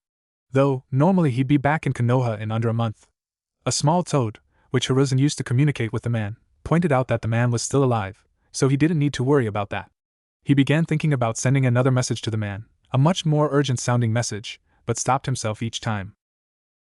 He finally got his reply, like he normally did from his last loyal student. Unfortunately, his student's reply left much to be desired this time around. Working on something, be out of touch for a couple months, I'll send you a new copy of my book later. He had a crisis going on in Konoha, and Jiraiya was apparently investigating something that he deemed important enough to blow off an emergency summons. He better have something important, Hiruzen thought bitterly. Without Jiraiya, he'd have to start checking other sources and perhaps have someone else deal with his cryo situation. Perhaps I should include Kakashi in this little problem, the old man thought with a sigh. He was really getting too old for this. Between dealing with Cryo and Danzu, he didn't know why he continued dealing with this bullshit. He was obviously getting far too old for it. In the end, he decided to wait a little longer. However, if Jiraiya didn't return soon, he would have to start to move either against Naruto or, preferably, against Cryo herself. A month later. Things weren't turning out like Kakashi thought they would. He had decided a long time ago to tutor his new genin in team-building exercises, and allow them to grow on their own, in their own way. It's exactly how his team had functioned when he was a genin, with their sensei throwing them a few jutsu whenever they seemed ready for them. Overall, his strategy consisted of allowing them to come up with their own style. Unfortunately, he failed to account for a few things during his plans, the most important being the difference between the academy today and the academy 20 years ago. Sakura was obviously the best example, with his former teammate, Rin, being a perfect tool for comparison. Sakura graduated, at age 12, the top kunoichi of her class. Rin graduated, at age 9, somewhere near the center of their class. Rin was considered average, while Sakura was considered the best kunoichi of their respected years. By both of their respected graduations, Rin would not only have made Sakura look physically inept, but also made her look like a complete retard, in terms of knowledge a kunoichi should know. Perhaps it was the 20-odd years that kept Kakashi from realizing that simple fact, but when he started comparing the two, he began to realize that his plan wouldn't work. Unfortunately, that realization didn't actually make it through his head until after a series of unpleasant conversations with Sasuke. That was the second thing Kakashi failed to account for at the time, how annoying his genin team could be. Sasuke was annoyed that Naruto had not only the Shadow Clone technique, but also the Phoenix technique, two techniques not taught within the academy. Kakashi pointed out that Sasuke already knew two ninjutsu not taught within the academy as well, and probably had access to at least a couple more. Sasuke then pointed out that the techniques he had access to were from his clan. The Uchiha clan always had a few fire techniques written down in case one of their own wanted to begin training, yet they didn't have access to someone who could be their teacher. He then went into a long tirade about how any technique Naruto had access to would most likely be something that most people should have access to. Kakashi was surprised that Sasuke managed to go on for nearly 2 minutes without mentioning that Naruto was an orphan, though it was obvious that that was what the boy was suggesting. It was probably survival instinct kicking in, because of the small amount of killer intent, Kakashi was unleashing. He honestly would have smacked the boy if he had come right out and said it. There were just some things you didn't say to or about your own teammates, Kakashi thought. After Sasuke's rant, Kakashi calmly made him understand that the Shadow Clone technique came from a forbidden jutsu scroll that Naruto accidentally gained access to. He then mentioned that he didn't know where Naruto learned the Phoenix technique, but mentioned that it was an obsolete healing technique that most people learned, not because it was an emergency healing technique, which it was, but because they didn't have the chakra control necessary to learn the more sophisticated techniques. Sasuke then did a 180 and asked Kakashi to teach him a defensive ninjutsu, something that the few Uchiha clan scrolls in his possession failed to grant him. He stated in case of emergencies, he didn't have anything in his arsenal to give him any protection. He also mentioned that without a possible healing technique, he wouldn't be able to heal himself in case he did get hurt. Kakashi was surprised. Part of him understood that the Uchiha was in fact manipulating him, but in part he didn't care. The boy had a point. Naruto had a medical ninjutsu to heal himself, and his allies, in case of an emergency, not to mention his unnatural regeneration. The Shadow Clone, if used efficiently, which Naruto seemed to be learning to do, could also be used defensively in a number of ways. Sasuke didn't have any such ability, though either did Sakura, but Sakura had much bigger problems that she didn't even need to worry about those types of techniques yet. The Uchiha was fishing for a defensive jutsu or a medical jutsu. In the end, with an annoyed sigh, he decided to give the boy the former. But he sure as hell would make the boy work his ass off for the annoyance of it all. He asked the Uchiha to shake his hand, secretly palming a piece of chakra-sensitive paper, and asked him to concentrate chakra to his hand. Fire and lightning were the Uchiha's elements, silently impressed that the boy had two natural affinities, so he decided to give the boy a water technique, without letting the boy know of his affinities. He rationalized that a certain Uchiha loved using fire techniques, and having a water elemental defensive would give the boy an edge. In truth, he just knew the technique would take the boy a while to learn and wanted to make sure the boy bled and sweated would do good to knock the boy's ego down a peg. It didn't matter though. The Uchiha ate up Kakashi's rationalization and happily agreed. 10 minutes later, Sasuke Uchiha walked away with a scroll containing the technique Water Release, Water Encampment Wall. That was 3 weeks ago, and he knew, despite his supposed genius, the boy was just starting to get somewhere with the B-rank technique. It would still take the boy a while before he could use the technique in actual combat, and that was only as long as there was a body of water nearby. If he had given the boy a fire technique, or even a lightning technique, the Uchiha would have probably gotten it combat ready in about a week. It was simply a perk to working with one of your affinities. At least until the boy finally activated his blood limit, then it was open season for the Uchiha. The next annoyance came in the form of Sakura Haruno. She asked the man for training tips, complaining that Sasuke-kun was becoming a lot stronger than her, and even Naruto was beginning to surpass her. He almost pointed out that Naruto proved that he surpassed her the day of the survival exam. The exact day he surpassed her was still in question, but Kakashi remained silent. If the girl was finally ready to do some real training, then he rationalized that it would be best to wait and listen, and not take a shot at her self-esteem, however accurate the shot would be. He quietly told the girl, for starters, that she should eat a lot more proteins and carbohydrates, and exercise a lot more. She, in shock, uttered some crap about her diet and the fact that she already jogged 30 minutes every morning. In well-hidden annoyance, Kakashi responded that both Sasuke and himself ran an hour every morning before moving on to more strenuous exercises. He also mentioned that Naruto did the same, though his running times seemed to vary anywhere between 1 to 2 hours. But once again, the boy always moved on to something different. Sakura was shocked and kind of nervous. She asked Kakashi how she could be an effective ninja and still remain her girlish figure. Kakashi snapped his book shut. He had of course been reading it during their entire talk, and looked her straight in the eye. His reply was, "Kunoichi always gain some muscle tone and are still considered beautiful, many times more so than normal women. They also gain scars and calluses on their bodies." He scowled when he saw Sakura cringed in disgust. "If you don't want to risk that, then I suggest you become a seduction specialist." At that, Sakura's face turned pale. "It isn't the most glamorous job, but it does pay well, simply another one of those dark jobs, which ninja do, that needs to be done.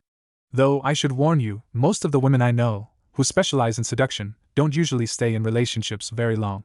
He then mentioned that if the girl didn't want to do that either, then she definitely picked the wrong profession and should get out while she could. There was simply no room for girls to stand around and look pretty in the ninja world.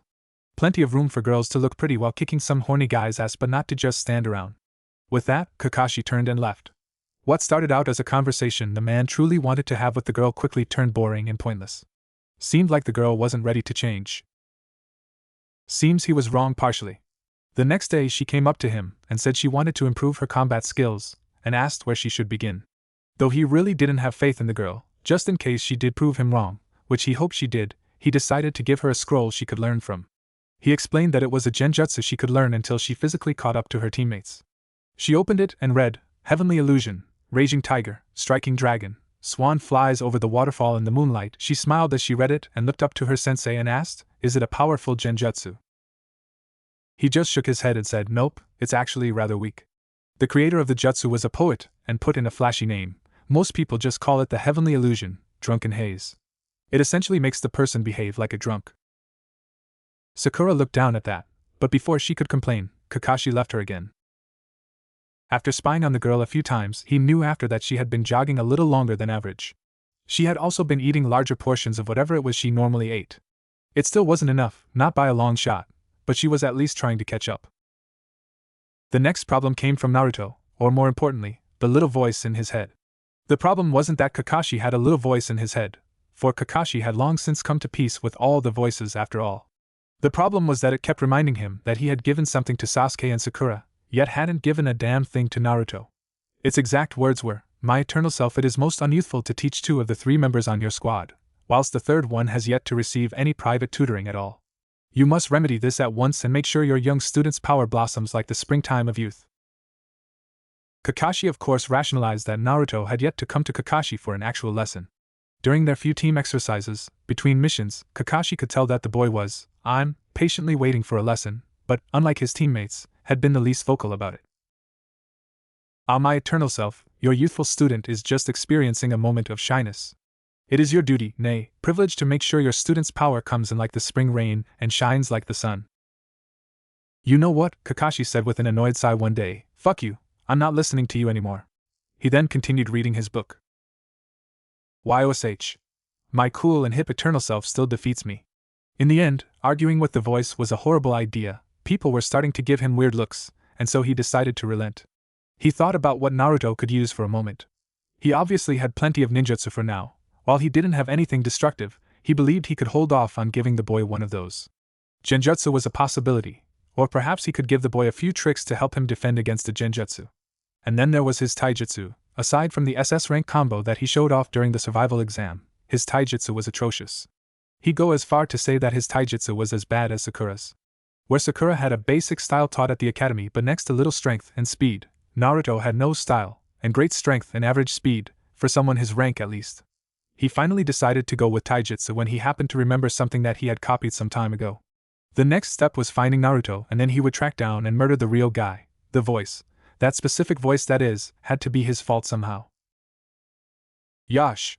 Most unyouthful to attack your awesome eternal rival. Fuck you. With Naruto.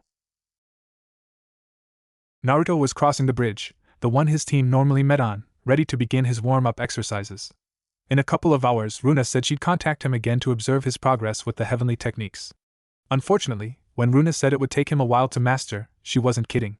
It didn't help things move along that he also had very little time to practice. 6 days of the week were spent with his team. The majority of the time spent with them, when he wasn't waiting for Kakashi to show up, was spent doing those stupid D-rank missions.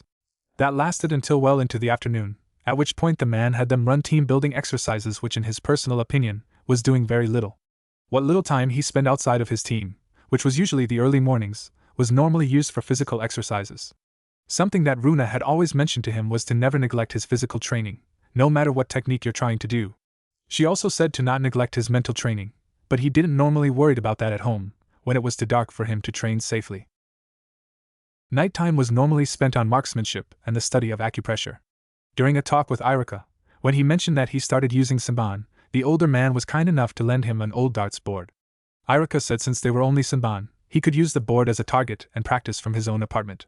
He tried to take at least 30 minutes every morning and every night to practice with them, unfortunately causing more than one hole to appear in his wall. He was getting better though. He also continued learning where certain pressure points were, but he was unfortunately having problems remembering everything. He figured it was something he needed hands-on knowledge on. The study of sealing went well, and after 2 months of constant studying he was finally able to seal items within a scroll, though it took him much more time than he would have liked to admit. According to the book, the woman who first discovered sealing techniques managed to invent this ability in just under 3 months. Naruto had a good book that he had been studying from for the last 8 months, and just managed to get the concept down. Oh well, he rationalized that the man probably spent more time on this than was available to himself. Sundays, like today, were his favorite day of the week. It was the day he had away from his team. Not that he hated his team or anything like that. Kakashi was cool, despite the tardiness, and Sakura was awesome, despite the fact that she always ignored him in favor of Sasuke. In reality, he enjoyed it mostly because he finally had daylight to privately practice his heavenly techniques. He really wanted to practice them away from his team, because he was really hoping to surprise them with them, especially Sakura. He didn't like practicing at night in a training field because it made it far too difficult for him to see, though that's really something I'll have to get used to, isn't it? He couldn't practice it in his apartment, he'd be too afraid to add any power to the technique, and that was half the point of training it in the first place. In the end, the best place to practice was today. He'd find a solitary training field, and dedicate a few hours to it. He continued walking when a puff of smoke went off in front of him, startling the boy out of his small reverie. Ah! The blonde cried as he fell backwards, landing on his rear. When the smoke cleared, he looked up to the form of his grinning sensei. At least it looked like he was grinning, he really couldn't tell because of the mask, and growled, "Don't do that." Sorry, though his tone and facial features, and the area around his right eye, suggested he was anything but. He lazily snapped his hand up, tossing something to the boy, who was just now standing up. Naruto caught it with the ease his ninja training provided him and looked up at his sensei curiously. "What's this?" "I noticed during our time together that your taijutsu style looks somewhat like a drunk, overweight hooker," trying to fit into a dress that's 5 sizes too small for her after doing a line of coke and meth. Naruto blinked. What? Your taijutsu sucks. Oh well, yeah, probably. The blonde shrugged. He couldn't quite remember the taijutsu style taught at the academy. It was all basically punching and kicking, right? Well, that's what's in that scroll I gave you. Naruto looked at the scroll in his hand. It's not really a taijutsu style per se, just some moves I happen to remember seeing an enemy use on a mission, a few years back. I think he was trying to form a taijutsu style over it, or perhaps it's just a martial art, can't tell really. Naruto opened the scroll and began looking at the pictures. There were plenty of notes in there too. A real taijutsu style takes months to learn and years to master, but like I said, that isn't really a taijutsu style, so you'll probably get it down faster. The scroll will actually teach you a series of stances and moves, as well as showing different ways you should be punching or kicking. In essence, it belongs to what we in the business call a berserker style. The blonde cocked an eyebrow. I thought berserkers were a bad thing? Iruka-sensei said so. Kakashi nodded, secretly glad Naruto understood that concept. Yeah, they are. Using a berserker style is bad. They're usually the first to die in an actual fight. But he began quickly, hoping Naruto wouldn't misconstrue his gift the wrong way. There were some talks that Naruto's initial training was sabotaged after all. You specifically don't actually need to use this style, now do you? Naruto blinked in obvious confusion, Kakashi's words less than clear in his mind. What? Think about it, the man said as he turned to leave. Everyone needed to work for what they got, that was Kakashi's motto. Well, actually his motto was give me porn or give me death. But that didn't exactly fit for this specific conversation. Oh, and I'm not sure if that style has a name, though I clearly remember the guy kept saying crap like, taste my ferocity. And feel the power of my ferocity. So that's how I was referring to it for a while now. Ferocity? Kakashi nodded before he disappeared in another small puff of smoke. The blonde blinked, before rolling the scroll back up. He'd make sure to discuss this with Runa during their next conversation. After a few minutes, he got to the training ground he normally used and began his workout. Since he didn't have a team meeting today, it meant he'd get to spend the day training his way. After a few hours, the person he was waiting for finally arrived. Apprentice. Naruto grinned. Master, are you ready to show me your progress with the heavenly techniques? Yeah, but Naruto stammered a bit when he thought about what Kakashi gave him. My sensei gave me this, he said I should learn it. Naruto made a slight gesture towards the scroll in his hand, not 100% sure if Runa had seen it. She had. Oh, so the Jounin finally takes on the role of teacher. What was it he gave you? Upon that question, Naruto began recounting everything Kakashi told him in regards to the scroll, which contained the ferocity style. What Naruto really wanted was to get a taijutsu style out of Runa. She had yet to teach him anything else for the last 3 months, obviously making good on her promise to not teach him anything until he could get the heavenly techniques combat ready. He had really wanted his taijutsu style to come from her, not that he disrespected Kakashi, aside from the porn addiction and the chronic tardiness, but Runa was 3 for 3 on badass techniques and also threw in 2 impressive subjects. Open the scroll and let me see it. Suppressing a shrug, for he knew Runa hated it when he showed anything that could be misconstrued as a sign of defiance towards her orders, he opened the scroll a little. It only took her a few moments to reply, I think I understand. Yes, this could be something very useful to you. That's what he said, but I heard, and he agreed, that berserkers were a bad thing. Aren't they? Naruto asked. It was one of the lessons Iruka had drilled into his head. Let your anger control you, and you become nothing more than a berserker, and berserkers were the first to get killed. Of course berserkers are bad, they are normally the first to get a kunai to the back. I would hope you would understand that subject. Naruto was feeling the sudden urge to pull at his hair and yell to the winds, but he repressed it. But if berserkers suck, why am I learning this? The role of this style is to go straight at your opponent, and hit him in ways to cripple them before they can hurt you, or cripple them in ways to lessen the effect of their own blows against you. For obvious reasons, people, shinobi or not, wouldn't survive long using such style, which explains why the man the Jounin learned it from is dead. But to quote the Jounin, you specifically don't actually need to use this style, now do you? She finished with more than a little amusement in her voice. I still don't get it. You'll understand soon enough. Once again, Naruto felt like pulling at his hair, screaming towards the heavens. Now I believe you have something to show me. The next day. Silently, Naruto wondered if enjoying the sight of an animal suffering made him a bad person. He simply enjoyed the sight of seeing that thrice damned Tora getting hugged to death by his overly joyful owner. As the woman left, with the crying cat, the members of Team 7 turned towards the Hokage, hoping for another mission. The old man held up a sheet of paper before saying, "Another successful mission. Now I'm guessing you probably want another? There's walking the Izuna family dogs. Getting groceries for Shinobi Gardens." "No," Naruto replied quietly. The third Hokage, as well as the people working beside him, looked up from what they were reading to look at Naruto. "Come on, Gramps, can't you give us anything better than these stupid chores? Anyone can do these." Iruka, who was also there, slammed his fist on the table and stood up, growling at the blonde. "Naruto, have some respect. You're still a genin, a green one at that. You're not ready for an actual mission yet." The Hokage, for his part, kept his poker face up. Iruka turned towards the group and put his teacher aura up. "Since you've forgotten, let me educate you in how our mission ranking system works again, Naruto. You see."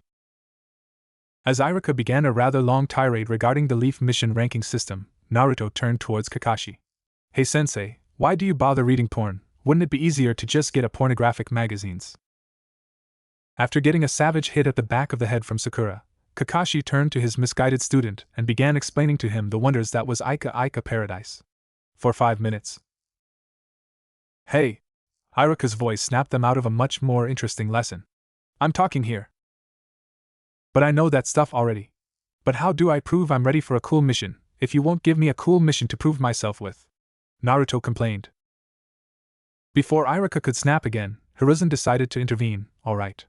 All occupants turned towards the Hokage as he grabbed a piece of paper. He had a grandfatherly smile on his face. If Kakashi approves, he paused a moment to gauge the man's reaction. Kakashi gave a small, nondescript nod. "I don't see anything wrong with giving Team 7 an early C rank." "Alright." Naruto celebrated. Even Sasuke seemed a lot happier for once. The Hokage handed a piece of paper to a nearby Chunin and said, "Send him in." The Chunin immediately raced towards the door and left the room. He came back after a few moments with an old man in tow. "Hello Hokage-sama, I'm Tazuna the bridge builder." He then turned towards Team 7.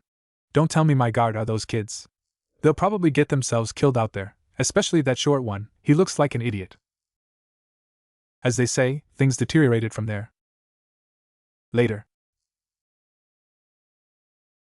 The 5 people, the members of Team 7 and the bridge builder, left Konoha roughly an hour later. They traveled in relative silence for roughly 5 hours at a snail's pace, for ninja at least, thanks to Tazuna. Sasuke was covering the front, with Sakura less than a step behind him, despite the fact that she was supposed to be much closer to Tazuna. Though her insubordination bothered Kakashi, he chose to let it go until a later time. He accepted her as a student, and he'd be damn sure to make her a proper ninja, even if it killed her. The bridge builder was at the center, with Naruto correctly right behind the man. Kakashi was a few paces away from Naruto, taking the rear of the group. He glanced to the side when he saw a puddle on the ground, but chose to ignore it and continued walking. He also ignored the chakra fluctuations he felt behind him. All A and B were trained in the ability to feel these minute fluctuations. He ignored the footsteps behind him. These guys suck. He practically ignored the duo when they wrapped a spiked chain around him, which really should have been a big tip-off towards the pair. The 4 in front turned just in time to see Kakashi get ripped to shreds by the chain. The axe stunned the genin as they saw the pieces of their sensei fall to the ground in a gory mess. The demon brothers chuckled darkly before launching themselves at the next target, Naruto. A pang of fear welled up inside the boy, but he managed to suppress it with the feeling of another emotion rage. He grabbed 3 saman needles, between each finger, and chucked them at the man to the right. The man skillfully blocked the needles with his clawed hand, but ignorantly forgot that his claw was attached to his brother's claw by a chain. The act, though saved him from a few minor stabs, caused his brother to stumble over his feet, slowing the duo down considerably. Naruto made a cross seal as Sasuke ran right past him.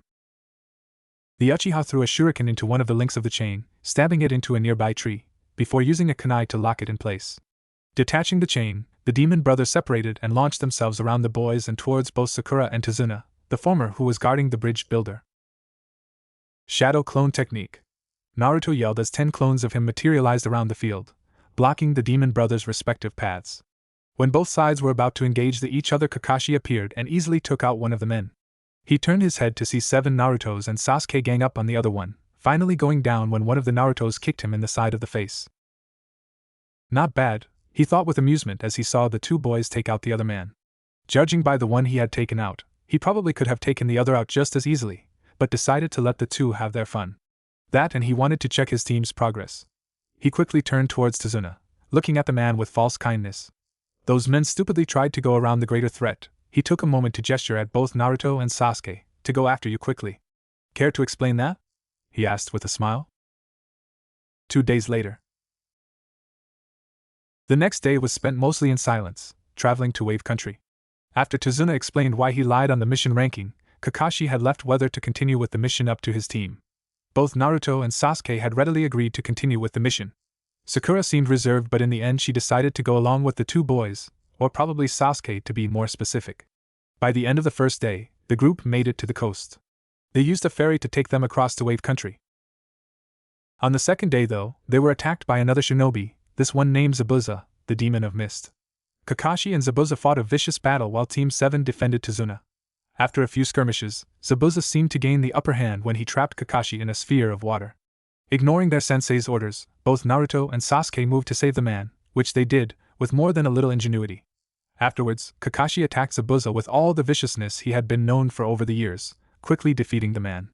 However, out of nowhere, a hunter nin from Kirigakure appeared and seemingly finished Zabuza off. After the Kiri nin took the missing nin, Kakashi collapsed from chakra exhaustion.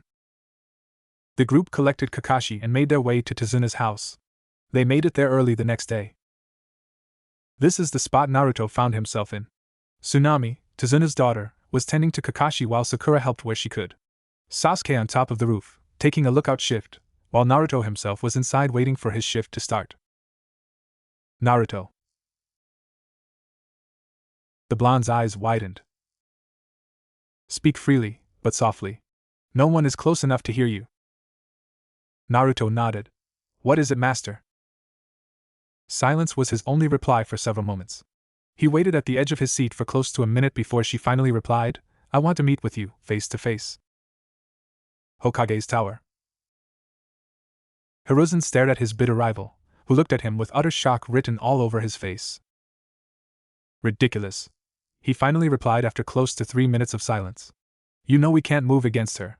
Unless you go after her directly, she'll neutralize anyone who goes after her. We both know she can do a lot worse. You're being foolish. Hiruzen stared at the man hard, allowing an aura of Ki to wash over the man. Danzo immediately froze up at that.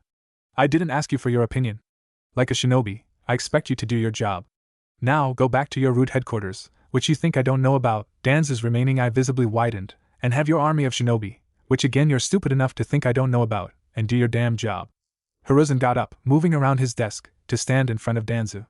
Or I'll remove you and find someone who can. If the elder wasn't all but choking on his rival's Ki, he probably would muster up the courage to glare hard at the man. At the tip of his tongue, he was getting ready to snap back, with something along the lines of, as if any of my men would follow anyone's orders but my own. But one look at Sarutobi told him to keep his mouth shut. In the end, all he could say was, as you wish, Hokage-sama. The Ki let up and Hiruzen turned his back towards Danzo, something normally construed as either a horrible mistake or a sign of disrespect or both. Good, you may leave my presence. Seething on the inside, Danzo bowed his head and turned to leave the room. His orders were clear, and any show of disobedience would be met with appropriate methods. Runa's house wasn't too far away from Tazuna's, something that made Naruto glad.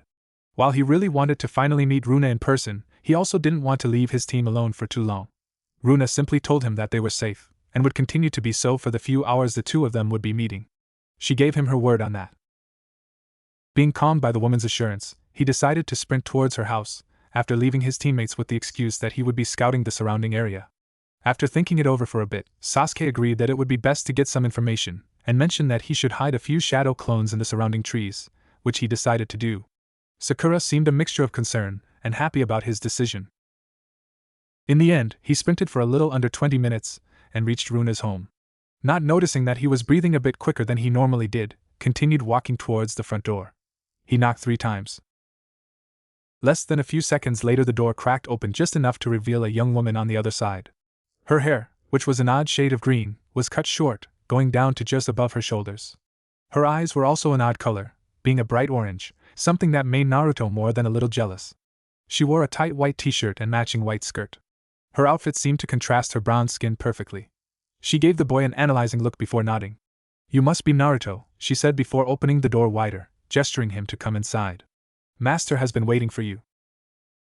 Naruto blushed, scratching his head. I guess you already know my name, he said, not completely beating around the bush.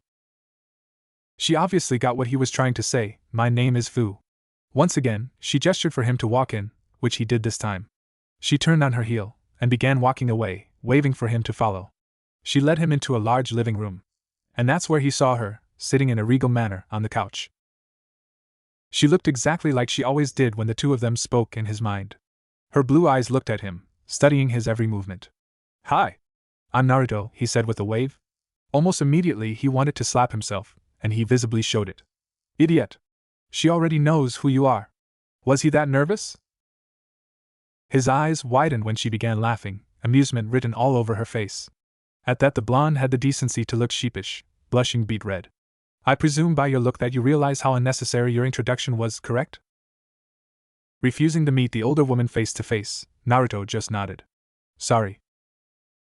Runa waved it off. Considering how we've been speaking prior to this moment, I think your little lapse is excusable.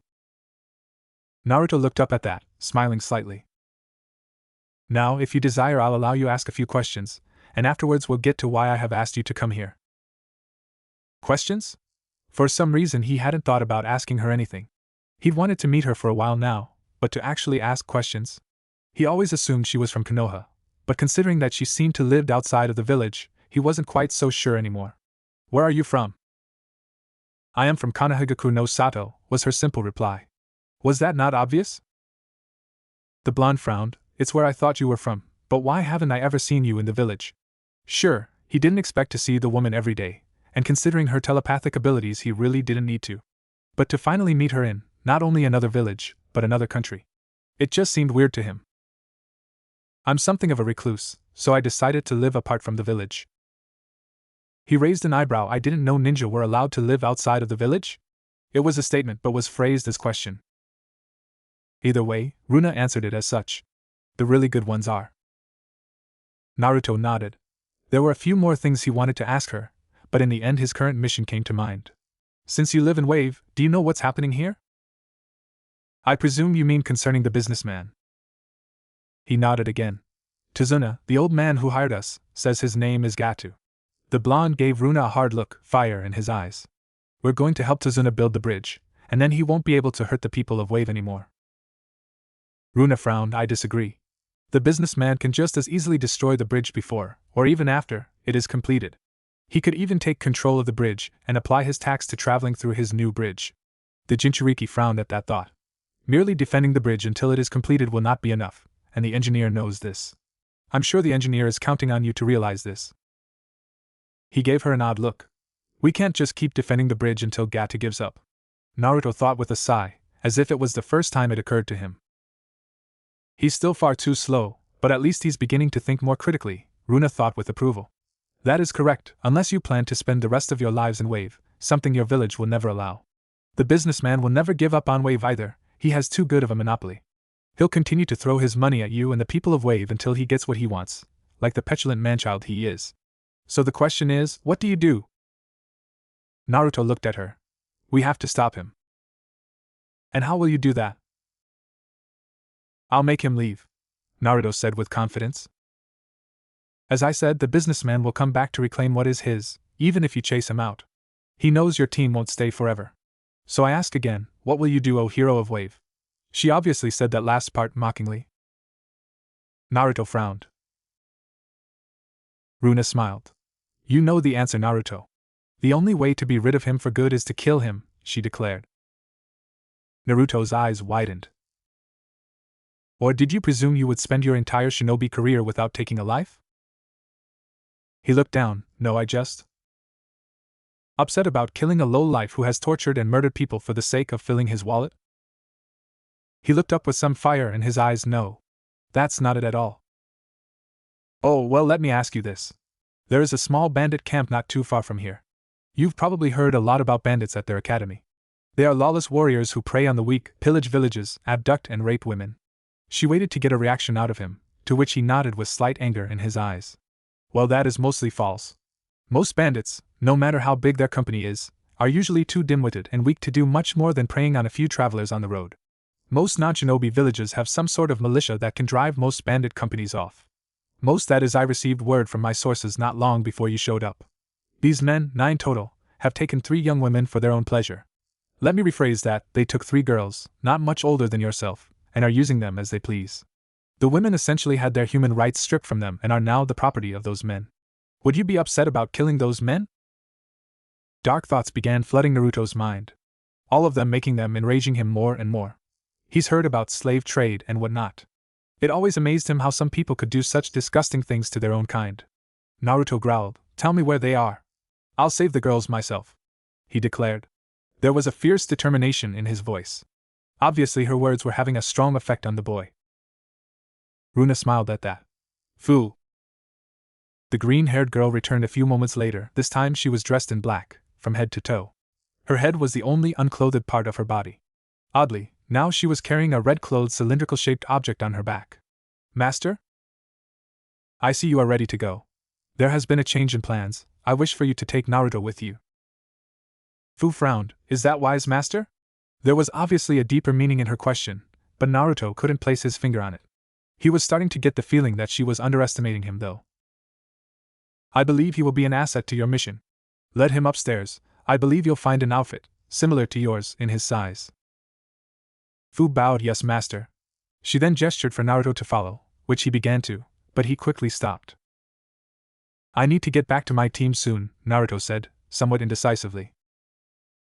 "The Jounin will be unconscious for the rest of the day, and their home is remotely obscure, so no one will think to look for them there. Aside from that, the future Hokage should be able to complete an operation of this magnitude in no more than 3 hours."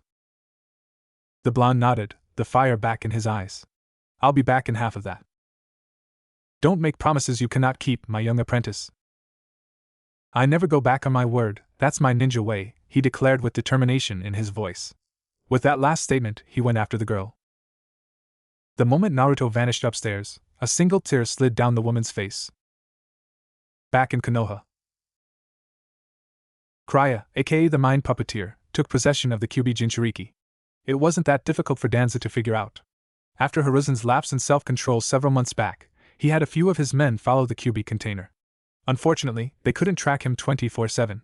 The ANBU, who were hidden throughout the village, would take notice if they saw other ANBU, his route, following anyone around, especially if that someone happened to be the Kyuubi container. They would then report to Sarutobi, who would put a stop to it immediately. In the end, the information they managed to get from the boy was normal to normal. In fact, the boy would train, normally by punching a log every now and then, but his root forces never gave him anything particularly interesting. He had begun to believe that Hiruzen's lapse of restraint was perhaps due to the Kyuubi container's whining. That was the day the boy learned of his tenant, after all, so it wouldn't be out of the question for the boy to throw some type of tantrum. Those thoughts ended when Sarutobi gave him his orders. Track and neutralize Krya Yamanaka. Sure, if they moved quickly and efficiently, they could probably kill the woman without her doing much damage if one considered the death of most of his operatives as little damage. Was that Sarutobi's goal, destroy 2 enemies at the same time? Danza shook his head. He wouldn't do that. He made it perfectly clear that he would remove him if needed, a threat he knew the man would carry out with little reservation. Krya always put Sarutobi in that type of mood. The man rubbed his head in annoyance. He needed to decide what to do. The obvious choice was to discard the Kyuubi container. The moment Krya sunk her teeth into the boy, he had officially become worthless to Danza's goals, and by extension the Leaf Village. Unfortunately, he couldn't move against the boy. Simply put, Hiruzen wouldn't allow him to move against the boy, not unless Sarutobi was ready to move against him. Considering that Hiruzen revealed that he knew that Danza's disbanded ANBU cell wasn't really disbanded after all, illustrated the point that he was still under Sarutobi's thumb. So many actions he'd taken from the shadows, all under Sarutobi's nose, only to learn that the man had allowed him to do so. It made Danza sick. Then there was also Hiruzen's gift. The very thought of it made Danza seethe. He spent years developing his secret bunker in no longer used, thought to be destroyed, ANBU headquarters. He thought he was well hidden. When he arrived at his private office, a few hours after his talk with Sarutobi, he was treated with a present. There was a cupcake on his desk. White frosting with rainbow sprinkles, with one lit candle on top. A small piece of paper attached to the candle, inscribed with very familiar handwriting. "I'm watching you." It had actually sent a chill down his spine. Hiruzen was obviously not playing any games with this. He needed to make a decision. He had to either attack Krya, without her knowing, or take out the QB container, without Sarutobi knowing. Dan's eyes narrowed, thinking about his precious root cell. They're not prepared for this. Runa's home. Naruto followed Fu back out to the living room, dressed in the same black outfit she was. He had to admit, though he loved his orange jumpsuit to death, he definitely enjoyed wearing this one. I totally feel like a real ninja in this getup. Good. In case you're wondering why I had you dressed differently, it's to protect your identity. Since you're doing an unsanctioned mission, it'd be best if no one saw what you actually looked like. It's also important that they don't know you work for the Leaf Village. Understand? Naruto nodded, only partially understanding her logic. Now, before you begin, there are a few things you both should know about each other. She paused for a moment to turn towards Fu. Fu, I never mentioned this about Naruto, but he contains a demon within him, just like you. Both Naruto's and Fu's eyes widened, both for different reasons. For Fu, it was a sense of shock. For Naruto, it was also a sense of shock but with a slight tinge of betrayal. Naruto, unless you weren't paying close enough attention, you probably realized that Fu is a demon container as well. The sliver of betrayal evaporated almost instantly as he looked at the girl and she looked back. There are more people like me? Was the first question he issued. Of course. Just like how the knowledge to forge swords spread throughout the land, after the first demon container came into existence, everyone seemed to want one, yet at the same time they acted like they didn't want one, if you both catch my meaning. It was obvious they did. They were both created, out of necessity, and yet they were treated like garbage, worse than garbage really. I told you this since you will be fighting together, you need to understand that you are both very similar in many ways. Remember this and come back, both of you. Glancing back at the woman, they both nodded. Then the both left, still shooting glances at each other. Upon the two leaving the residence, a figure appeared behind the elder woman. Want some ale? Mojo asked as he offered her a sake saucer filled with his personal ale. She took the saucer with a small nod. Did you run out of mugs? Figure I'd try something different, he asked as he downed the drink in one gulp. He looked at the saucer with a frown before placing it down. Far too small for my taste. I had thought you would feel that way. It didn't seem like your cup of tea, as they say. Speaking of such, may I ask why you're sending your apprentices on such a philanthropic mission? Whatever happened your whole, one must survive with their own power, or what not. Saving helpless girls just doesn't seem like your mug of ale. The woman frowned. I suppose that's another way to say it. I like ale more than tea, Mojo replied, happily downing another saucer. She rolled her eyes. Well, to answer your question, I'm sending them on this mission for other reasons, not because I want to save a few girls. In truth, Fu was sent because she lacked experience, something she doesn't normally receive while she is with me, for obvious reasons. Mojo nodded. The woman needed to stay hidden most of the times, which made it difficult at times to send the young girl out to receive any type of combat experience. Lest her, Fu's, actions draw attention to their location, tipping off those that wish to do either of them harm. Naruto, of course, doesn't have a lot of experience either. However, as a registered Konoha shinobi, he is more than likely to receive additional battle experience in the coming months. And Naruto was sent because he's too pure, really. Oh? He raised an eyebrow. Despite all his experiences, and the fact that he was forced to grow up much faster than any child his age, within Konoha, he still thinks like a child. He still sees the world as black and white. She grinned somewhat. Which is why I sent him as well. I wish to introduce him to the Grey. Mojo nodded, understanding her meaning. It was likely the boy would receive his first kill on the mission, which would effectively tear away the last shreds of his childhood, whatever childhood he had left that is. Just one more question. What do you plan to do regarding our uninvited guest? The elder Yamanaka smiled. I believe he is here to see me, so I'll speak with him personally. If he decides to run, you may illustrate to him just how fast a Pandaren is. Mojo nodded. Before leaving the woman alone, Itachi's younger brother, you may come out now. A door opened, before almost immediately slamming shut, revealing Sasuke Uchiha. He glared at the woman before growling out, Do you always give people annoying nicknames? It was a simple question with an obvious answer. She called Tazuna the engineer, Gatu the businessman, and even called Konoha's Shinobi Academy, their academy, oddly. He still wondered just who they referred to, perhaps one of the Hokages. Most annoyingly, to the Uchiha, was how she referred to him as Itachi's younger brother. He had an inkling that she would refer to him as such, even if she knew his name, and his stance against his genocidal brother. Though, since she already knew his relationship to Itachi, she probably already knows his name and his stance as well. I've been told it's a quirk of mine. He gave her one of his trademark scowls, version 5. Are you going to tell me why you broke into my home, or should I just guess the reason?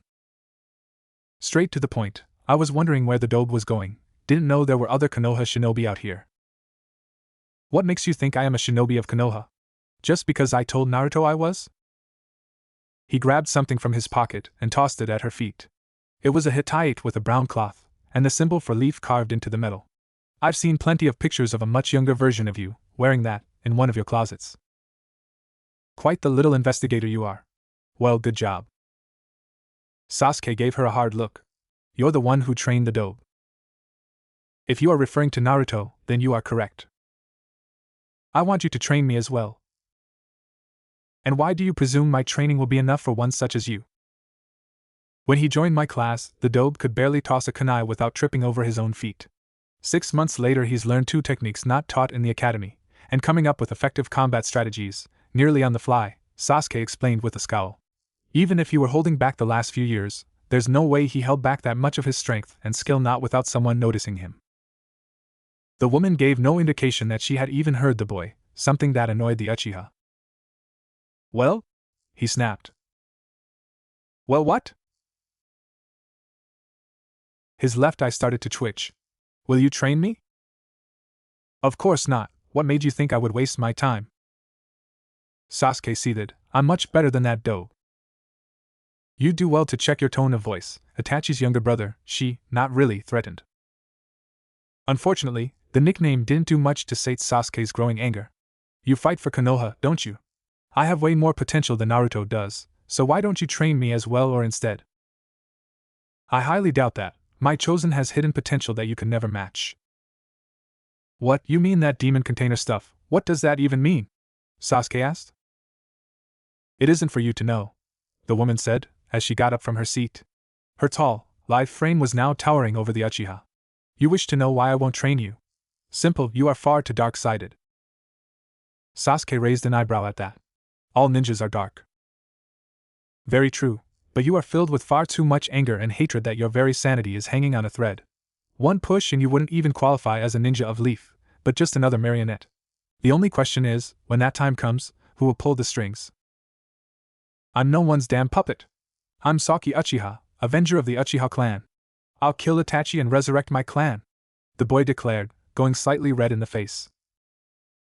It was at that point that Cry gave the boy a smile. You believe you have the power to face the artist, yet you don't even know anything regarding where that power even comes from. The artist? Cry gave him a twisted smirk. What else do you call someone who could butcher their own family in such a manner? An artist, of course. That did it.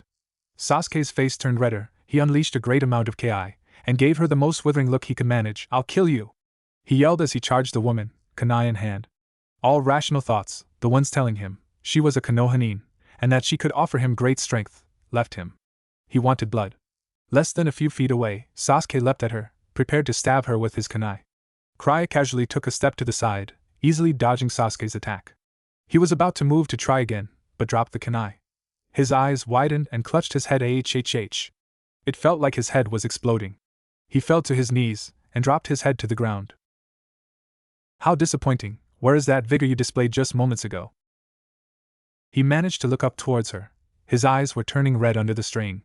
You how? How indeed? How do you believe you aren't a puppet, when everyone around you has been manipulating you since the very beginning? You are still being manipulated to this very day. His face fell again, as the pain increased significantly. You refuse to think and try to understand the situation around you? Have you ever asked yourself, is Itachi your only enemy? Did he have allies? Is he the only Uchiha whom betrayed your clan that day, or were there others? His eyes were clenched tight. He could feel consciousness leaving him. How was it that Itachi could butcher your entire clan without anyone in the village finding before it was too late? How was it even possible for him to massacre your entire clan by himself? Itachi was strong, yes, but was he truly such a behemoth that he could extinguish so many lives, many of whom had decades more experience than himself? No, you didn't stop to ask these questions. Because you refused to think for yourself. Sasuke unconsciously curled himself up in a fetal position. You saw your enemy in front of you, and you refused to let him leave your eyes for a moment. that you turn your back to all others. Fool! With that, Sasuke lost consciousness. So many alive who are placing their hopes and dreams on your shoulders, so many dead who want the retribution that only you are able to provide. Krya began speaking slowly, in a monotone voice. And you'll allow yourself to break under the weight of their expectations. As you are now, you'll never be anything more than the second coming of Itachi Uchiha. Pathetic. She spat the last word as she watched the unconscious child. Mojo walked back into the room and spied the down Uchiha. Harsh, no? Was Krya's only response. With Naruto and Fu. So, where are you from? Fu's eyes narrowed. It doesn't matter, she snapped coolly. The blonde sighed. They had been running for the last 10 minutes, yet made next to no conversation. Mostly, it was her directing Naruto through the forest with as little words as possible. The silence was becoming deafening. If you're not from Konoha, why are you with Master Runa? Seemed like a decent enough question. He knew she wasn't from Konoha, or at least he believed so. The Kyuubi no Kitsune was the only demon that attacked Konoha, from what they were told. Then again, he was also told that the Kyuubi was destroyed and that he was a normal young man, so he probably couldn't take everyone's word at face value. He looked back at the girl, noting, by her face and body structure, that she looked to be about his age, give or take a year. He couldn't remember seeing a girl like her in Konoha before. He'd definitely remember the green hair. She was tanned, a bit more tan than he was used to seeing people. Aside from that, if there were another demon container in Konoha, they would have probably been treated as a pariah as well? I've had heard about it. If there was someone else like me, he rationalized. Do you have a last name? Is there a valid reason for your question, or are you just curious? It wasn't an actual question, but a statement. She actually knew, or was extremely sure, he was asking out of curiosity. The blonde scowled. He was about to retort but stopped when she gestured for him to come to a halt. They both got behind a few trees and peered over through them. They're in there. She gestured towards a building. Naruto narrowed his eyes. Does everyone own a house a few miles away from the actual village? First Azuna, then Runa, and now some bandits, really? I'm guessing they're not the ones who own it. Who knows what they did to the people who did? That nearly made him growl. Put your mask on, she commanded as she placed her own mask over her head. Naruto did the same. With the mask on, the two looked like what most people believed a true shinobi dressed in. What now? I scout the tower and find out where our targets are. How are you going to do that? Sure, she snapped as she placed her head against the tree, closing her eyes in concentration. He looked at her oddly, giving her a questioning look. After a few moments, her eyes snapped open. Most of them are on the bottom, with a few on top. The captives are also in the top floor in a separate room. Naruto nodded. I'll take the ones at the bottom, you scale your way to the top and secure the captives. He raised an eyebrow. Shouldn't we stick together? She gave him a hard look. If we do that, one of them may take one of the girls hostage.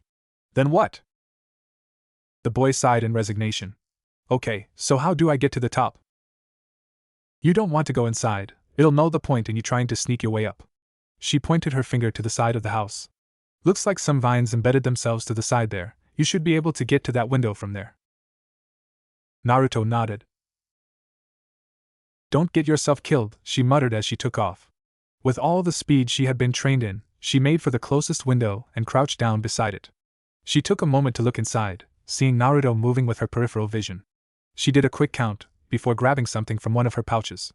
She placed a few spheres in each of her hands before moving backwards away from the building. She then launched herself forward and leapt up through the window. The men inside jumped to their feet when they heard the window shatter. What the hell? One yelled. 3 to the left, 2 to the right. She threw the black orbs towards the right and to the left. They exploded in red smoke. What the hell? A shit. My eyes. She looked in front of her. And one to the center, she said, pulling out a kunai. She launched herself forward at the stunned man. She buried the blade deep into his chest before dancing around his frame. When the red smoke cleared, it revealed most of the men were on the ground. However, all of them were blinded by their tears, eyes red from whatever the smoke was. She then pulled out a chain sickle. Like fishing with explosives. Upstairs. Naruto stared at the 2 men he had knocked out with a smile. Looking around, he only saw one room with a closed door. A quick peek through the open doors proved that neither room was currently occupied, so he deduced that the hostages were in the closed room. Roughly, he burst through the door, nearly slamming it off its hinges. Eyes widening, he ducked just in time to prevent himself from being beheaded. Taking a quick glance, he could see the last man in the room, in front of him, and the 3 hostages in the corner, looking up at them in fear. He roughly aimed a kick just under the man's chest. He had taken the other 2 out the same way. Blow to the stomach, to make them lose all the air in the lungs, and then a quick strike to the back of the neck for a quick knockout. Unfortunately, this man moved at just the right moment, taking Naruto's kick square in the chest. Painful as the kick may have been, it wasn't a deliberating blow, and therefore useless to his plan. The man placed his sword in front of him in a defensive stance. The blonde resisted the urge to glance at the hostages. If he tries to use them as a shield, this could get ugly. The man lunged at him, striking to his left then to his right. Naruto quickly dodged each one, and then sidestepped a strike that would have cleaved him down the middle. Naruto grabbed 3 kunai from his pouch, distract him with the throwing knives, then knock his ass out, he thought. Smiling, he threw all 3 blades just as the man lunged after him again. His eyes widened as one of the kunai, veering off course, went right past the man's neck. The man stopped his lunge to reach for his neck with his right hand. A slit appeared, blood began drizzling out. Dropping his sword, he grabbed the wound with both hands, staring at Naruto with a wide-eyed expression. He stumbled backwards as blood began leaking through his hands and crashed into the back wall. He slid down, wheezing to try to breathe. His face was twisted in a silent scream, as he stared at the blonde with wide eyes. He died trying to scream, yet he couldn't. Naruto could only stare at the scene before him. Wide eyes. Heart beating rapidly. Breathing hard. Hands shaking. Nausea rising. Unshed tears. An hour later. Naruto, there you are. The blonde looked up to see Sakura coming towards him. He had just gotten back to Tazuna's home. He was visibly exhausted, and seemed to be shaken to the core. Scanning Sakura, he could tell that she was looking tired as well. She looked like she was on the verge of tears. Have you seen Sasuke-kun? The blonde raised an eyebrow. Sasuke? I've been out for the last few hours. Why would I have seen him? Sakura scowled at him. After you left, he decided he should go scouting as well, and left me here. She was obviously saddened by that last part. Naruto shrugged. Someone had to look after Kakashi and Tazuna's family. Didn't you 2 meet up? Naruto shook his head. We must have missed each other, he said as he went upstairs. Where are you going? Aren't you going to look for him? The blonde raised an eyebrow. Why? To quote Shikamaru, this conversation was beginning to take a turn towards the troublesome side. He could be in trouble. Someone might have taken him hostage. She snapped, as if it were the most obvious thing in the world. The blonde rolled his eyes, though he didn't let his crush see it. Sasuke's the rookie of the year, he'll be fine. He tried to rationalize. He had gone into an actual battle and he was physically healthy. If Sasuke was just scouting around, he shouldn't have gotten into anything serious. Right? Unfortunately, Sakura was having none of it, but Sasuke-kun could be hurt. If Naruto weren't as physically exhausted as he was, he would probably jump at the chance to help his crush out, even if it did involve looking for Sasuke. If he wasn't as mentally exhausted as he was, he'd tell her not to worry herself over what-ifs, even if it did end up annoying her more. Unfortunately, he felt as if he had just finished fighting off an elephant with a rolled-up newspaper. In the end, he just continued walking upstairs, hoping she would leave him alone for a few moments. Naruto. He finally reached the room he was supposed to be sharing with both Sasuke and Kakashi. He opened it and blinked at what he found. Smack. Naruto flinched as Sakura smacked him over the side of the head. Don't just ignore me, she shrieked. Turning towards her, the blonde sent her a dark look. Sasuke's in there, sleeping. He snapped at her, seething in anger and annoyance. She didn't have to hit him. Ignoring the dark look he sent her, Sakura looked past him and smiled. She shoved her way past him, running towards the sleeping Uchiha. The blonde rolled his eyes. He silently wondered where Tazuna and his family were. Probably already asleep. With that conclusion in mind, the boy went to the only unoccupied bed in the room, ignoring Sakura who was cooing over the Uchiha. He kicked off his sandals and slid under the covers, not even bothering to change out of his ninja attire. After listening to Sakura for a few more moments, he roughly grabbed his pillow and placed it over his head. He thought about the advantages and disadvantages of throwing it at her. In the end, he rationalized that she'd just get even louder with her displeasure. Naruto's eyes widened at that thought. She'd be more annoyed at me, he corrected himself. He didn't want to make Sakura-chan mad at him. He didn't think she was loud or annoying. Not one bit. Not one bit. The next morning, Sasuke woke up with a massive headache. Where am I? He looked around. He saw Kakashi sleeping in the cot to his right. He turned towards his left to see Naruto sleeping in another cot, or at least he thought it was Naruto. The size and proportions of the person hiding under the blanket and pillow suggested it was he. When did I get back here? And why do I feel like someone's been using my head as a drum? He groaned. How'd I even get here? The morning sun was shining far too brightly. When did I go to bed last night? He stayed like that for several moments, before finally finding the strength to get up. He sat there for several moments, just sitting on his cot. Is Itachi your only enemy? Sasuke's eyes widened. Where did that come from? Is he the only Uchiha whom betrayed your clan that day, or were there others? Sasuke's eyes widened again. What the hell? It was an odd thought, though he chose to ponder that one, ignoring the earlier one. Itachi and him were the only two Uchihas not accounted amongst the bodies, and there were only Uchiha, no other ninjas. Could Itachi have gotten help that had perhaps fallen with the other Uchiha? Perhaps a few other Uchiha had decided to help him and had just fallen in battle? If so, all evidence of the deed was gone, seeing as Itachi was the only person who lived through the actual battle and no one was going to bother to ask him. Sasuke shook his head in anger. He had asked these questions of the Hokage a few days after the massacre. He had said only Itachi was the other survivor, there were no others. He worked alone, he acted alone, his reasons were unknown. Sasuke knew though. Itachi had come right out and told him what it was. The crazed Uchiha wanted to test his power, his new eyes. He destroyed his whole family for that very purpose, that ridiculous, meaningless purpose.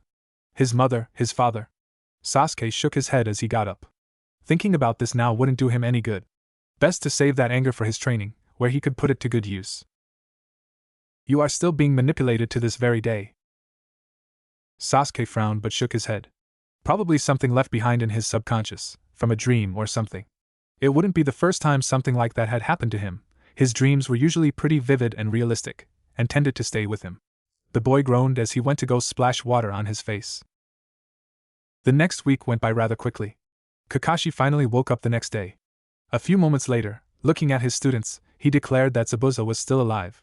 He believed the Hunter Nin was fake. He was most likely one of Zabuza's accomplices. Kakashi decided to help his genin train a bit. He began teaching them a chakra control exercise called the 3 climbing exercise. Essentially, they would concentrate chakra to the soles of their feet, which would allow them to stick to a solid vertical surface, in this case a tree. Sakura immediately got the exercise down, something that neither boy was able to simulate. The event proved to drive them both though, enough that they practiced as much as possible the skill. Though it was supposed to be an exercise to learn to control their chakra more efficiently, they both could easily see the advantages to being able to stick to a solid surface. Kakashi stated that he was going back to the house. He said if they managed to get the exercise down, they should begin practicing the techniques he gave each of them. That surprised each of them. They hadn't realized Kakashi gave each of them something. The blonde sighed as he finally took a break. The events of the last few days kept running through his head. Sakura was still ignoring him. Sasuke was glaring at them, though that actually made him smile. He was much farther along in the exercise than he was, probably because of the time he spent practicing Phoenix technique. Seeing Naruto get ahead of the Uchiha, Sakura tried to give the boy Sasuke advice. However, whether through pride or arrogance, he chose to ignore her. His progression was probably increased because he was able to practice long after either of his teammates were forced to quit. It made his life hell, but having the fox obviously had its advantages. He frowned. They definitely didn't outweigh the price though. Flashback then minutes after Naruto's first kill. How do you do it? Fu gave him a questioning look. Do what? Kill people. Fu frowned as she turned away from him. They were both in a small clearing, far away from where the battle took place. After the battle, Fu cut the girls loose, told them to go home, grabbed Naruto and left with him. She barely said 2 words after that. In a daze, Naruto allowed himself to be led to a clearing. At this point, they both took off their masks and decided to take a few moments to rest. It gets easier. The blonde frowned. Obviously not the answer he was looking for. He just rested his head against a tree for a moment. The counselor at the academy didn't say it would be so difficult for me. Naruto scoffed. She said I'd enjoy it. Shows what she knows. She was screwing with you, Naruto, she snapped. Naruto turned his head, questioning Fu further. This can't be the first time you've been discriminated against for being a demon container. It was worded as a question, but she obviously believed it to be a statement. The blonde frowned, no. In turn, she frowned at him. In case you haven't realized this is what it means to be a demon container. You're a monster, everything is your fault, and you belong in the lowest pit of hell. Her calm tone of voice actually sent a chill down Naruto's spine. Not everyone is like that, he tried to defend. Runa wasn't like that either, was the Hokage. Iruka was like that, but he apparently changed quickly enough. Enough of them are, she quickly responded. The rest will follow. When you make a stupid mistake, that's when you fall from grace. The blonde looked away from her. He thought a lot about things that happened throughout his life. He didn't like what he saw. We really are alone, aren't we? Fu sighed. Not really, it just seems that way. There are 9 bijou total. Assuming all of them are sealed into a human, that means that there are 7 more of us. There are also some people out there who are treated as bad as us. Some are treated worse than we are. In the end, it all amounts to one simple concept though. There are more of them than there are of us. Naruto stood up. Things were finally starting to go well for him in Konoha. Many people, mostly villagers who didn't have the training to hide their emotions, still openly disliked him. However, he finally found some places he could openly shop at, without being overcharged for crap. His list of friends kept increasing all the time. The thought of something happening to ruin all of that was not pleasant. My first kill. He snapped his head in her direction. Was an accident. A disgusting old man tried to victimize me, in the same way those women were victimized by those men. His eyes widened. I struggled against him, ended up biting his tongue off. He then choked on his own blood. She sighed, visibly shaken by the memory. And of course, when the investigators came, I was the monster, I was at fault, I deserved to be condemned. I'm sorry.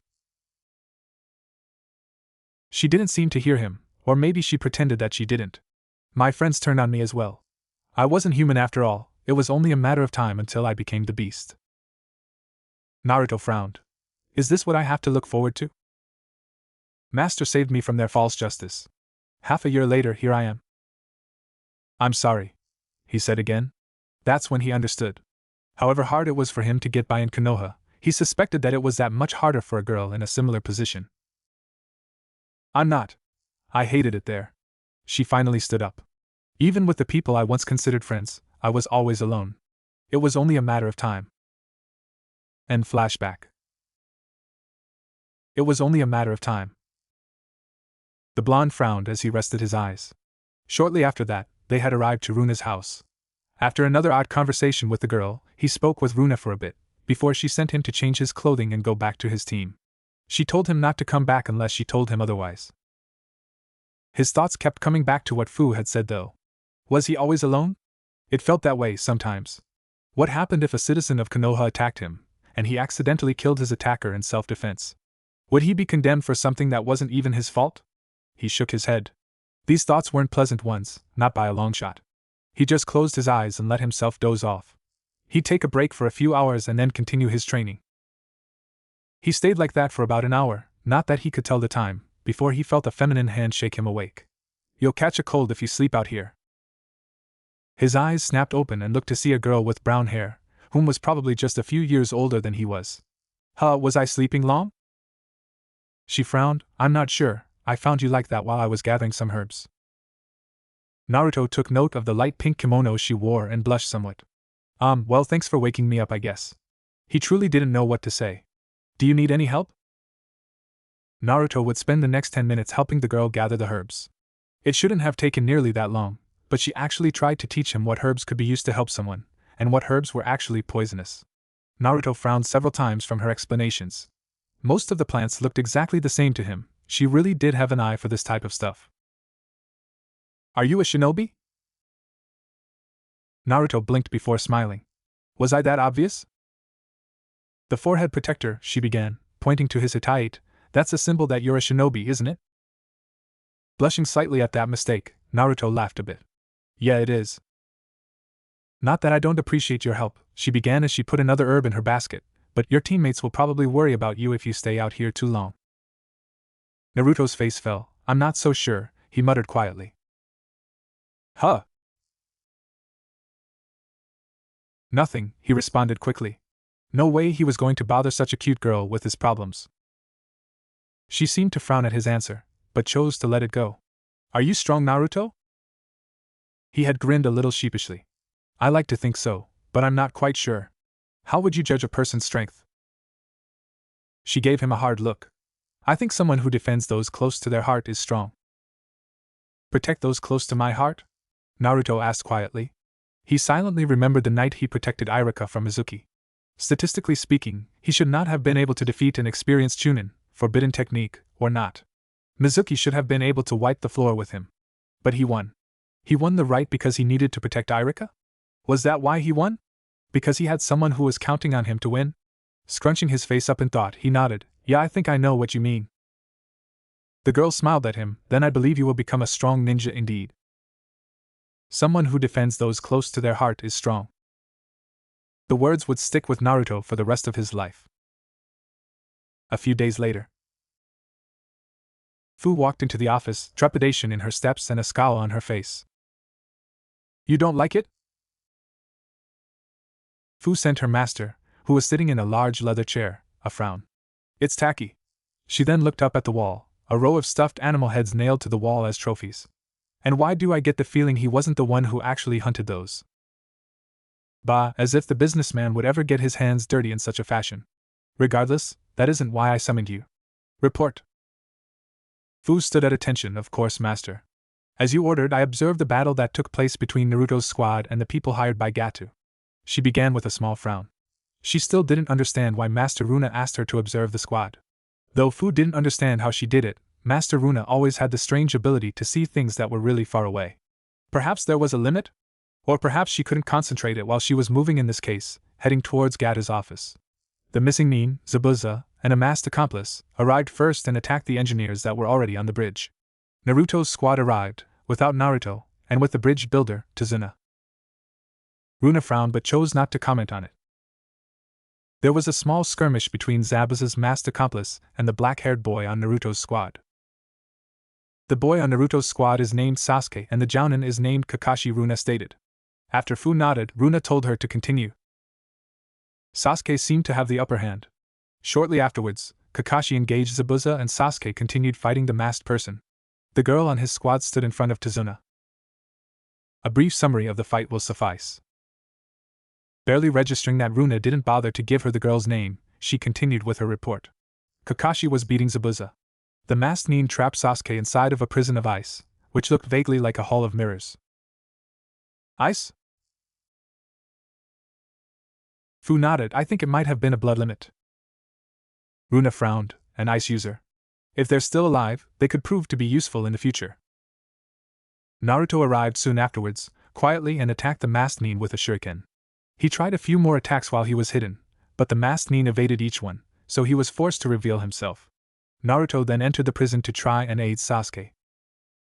Runa frowned. Seemed the boy began well enough, but then he made the ridiculous mistake of entering a trap. A costly mistake, no doubt. After a lengthy skirmish, it seemed that Sasuke was killed in an attack. Naruto then summoned the demon's chakra. I presume he had no control over his actions. Fu shook her head. Well, at first. He destroyed the mirrors, which seemed indestructible prior to that. He then punched the masked Nin with enough force to send her flying back at least a good 10 yards. It looked like he was about to finish her off, but he paused short of striking her down with another punch. The woman frowned. He regained control? Fu nodded. Interesting. Most Jinchuriki who first draw upon the demonic energies become feral until whatever or whoever caused them to draw upon the tainted chakra was destroyed. For Naruto to regain control without vanquishing the masked Nin was unusual. The masked Nin's mask broke, revealing a girl. They seemed to talk for a bit after that. During that time, Kakashi captured Zabuza with a pack of dogs, she said in slight disbelief. After that he attacked Zabuza with a strange lightning technique that covered his hand in chakra. Runa stopped her there. He had Zabuza immobilized, and then decided to resort to a ninjutsu to slay the man? Fu nodded and Runa frowned. He could have ordered his ninja hounds to rip him to shreds. He could have finished it off with a thrown kunai. But no, he chose to needlessly end the fight with a high-ranking assassination technique, with a high chakra usage. Fool chose to needlessly waste energy over a simpler solution. She turned back to Fu and ordered her to continue. Kakashi may be a fool, but he wasn't her student, so she decided not to dwell on the fact too much. The girl, the one with the mask, used her ice abilities to get in the way of Kakashi's attack. She sacrificed herself to take the hit for Zabuza. Runa scowled. Wasted potential. Beforehand, she used Saban needles to destroy a summoning scroll, the one that summoned the dogs. The dogs disappeared and Zabuza got freed. Kakashi and Zabuza continued their skirmish, in which Kakashi used a blade to disable Zabuza's arms. Now he uses a kunai, Runa thought with a frown. Before the fighting could end, Gato appeared with a large group of hired swords. There was a small conversation between the two groups and Zabuza engaged Gato's group with a kunai in his mouth. He killed a few of the mercenaries and went straight for Gato. Zabuza slashed and stabbed Gato several times, before slamming him into the water. I believe I've heard enough, Runa stated. Fu nodded and continued standing there, waiting for further orders. Return to home, I'll be back soon, she ordered. Fu bowed before turning on her heel and walking out of the office. Did you get what I needed? Runa asked, turning to the right. Don't know, all human writing looks like chicken scratch to me, Mojo replied, looking over the papers he had in his paws with a slight scowl on his features. Runa held out her hand and Mojo handed her the papers. So, how much are you taking? Enough for them to have many options available to them. I also wish to contract a couple of jobs for myself. Shouldn't even put a dent in this man's stores, she said. The rest, I suppose, I'll leave to the vultures. Mojo nodded. She smiled at the papers, obviously having found what she needed. I also believe it's time for Naruto to become acquainted with your family. Oh, so you chose Naruto to sign the contract? Krya nodded. Yes, I believe he will have the most use for it. I suppose Fu could use it as well, but I actually have other plans for her, and the other one doesn't have the stamina to perform a summoning. So when will you give it to him? The bear asked. That depends. A week later. The following day found Team 7 on the, soon-to-be-named, Great Naruto Bridge. The majority of the people from Wave cheered them on, as they began their long journey home. As he continued their trek down the bridge, Naruto couldn't help but feel disappointed. Partially because he didn't get to see Runa again, but mostly because he didn't get to see Fu again. Their last conversation, before they re-entered Runa's home, had ended in an undesirable way. He didn't even understand what he did wrong. Flashback, 30 minutes after Naruto's first kill. What did you get from your Bija? Naruto blinked. I'm sorry? Master says being a demon container grants us certain advantages. What did you get? The blonde Jinchuriki frowned. What did I get? I rarely get tired, and I apparently have really big chakra reserves. The green-haired Jinchuriki frowned. High stamina and reserves are all common, amongst us. At least that's what Master says. Is there anything else? Naruto scrunched his face in thought. Well, I notice I'm never sick. I also tend to heal faster than most people do. Fu frowned. Most Jinchuriki had a higher constitution, so good health and higher regeneration is not uncommon. Once again her master's words, not hers. Accurate enough though, she herself rarely got sick, but to never become ill was impossible, wasn't it? How fast do you heal exactly? Naruto shrugged. I broke my arm once. It healed perfectly fine in like 3 days. Her eyes widened, jealousy written all over her face. He definitely healed faster than her, much faster. That unquestionably would give someone an edge in battle. Why? What did you get? She scoffed. Innately, I'm much stronger than most girls my age. A few tests done by her village proved that she was 3 times stronger than most girls her height, weight, and body type. Other than that, I recently learned I can secrete a type of nectar which is really quite useless. She said the last part quietly with more than a little bitterness in her voice. Sure, being stronger than most people her age, and some even older, had its perks. But being able to regenerate a broken limb in a few days was a godsend, especially to a shinobi. Not to mention never getting sick. She still remembered how a plague broke out in her village, that tended to ground normal people for 2 to 3 weeks. She herself was in bed for a little over a week, less time than most people, but still maddening. To never get sick, in your entire life would be so great. Is it a sweet nectar? Nectar is normally sweet, right? Fu looked at Naruto oddly, blushing a bit. I'm not sure. It's really disgusting, I never actually wanted to taste it.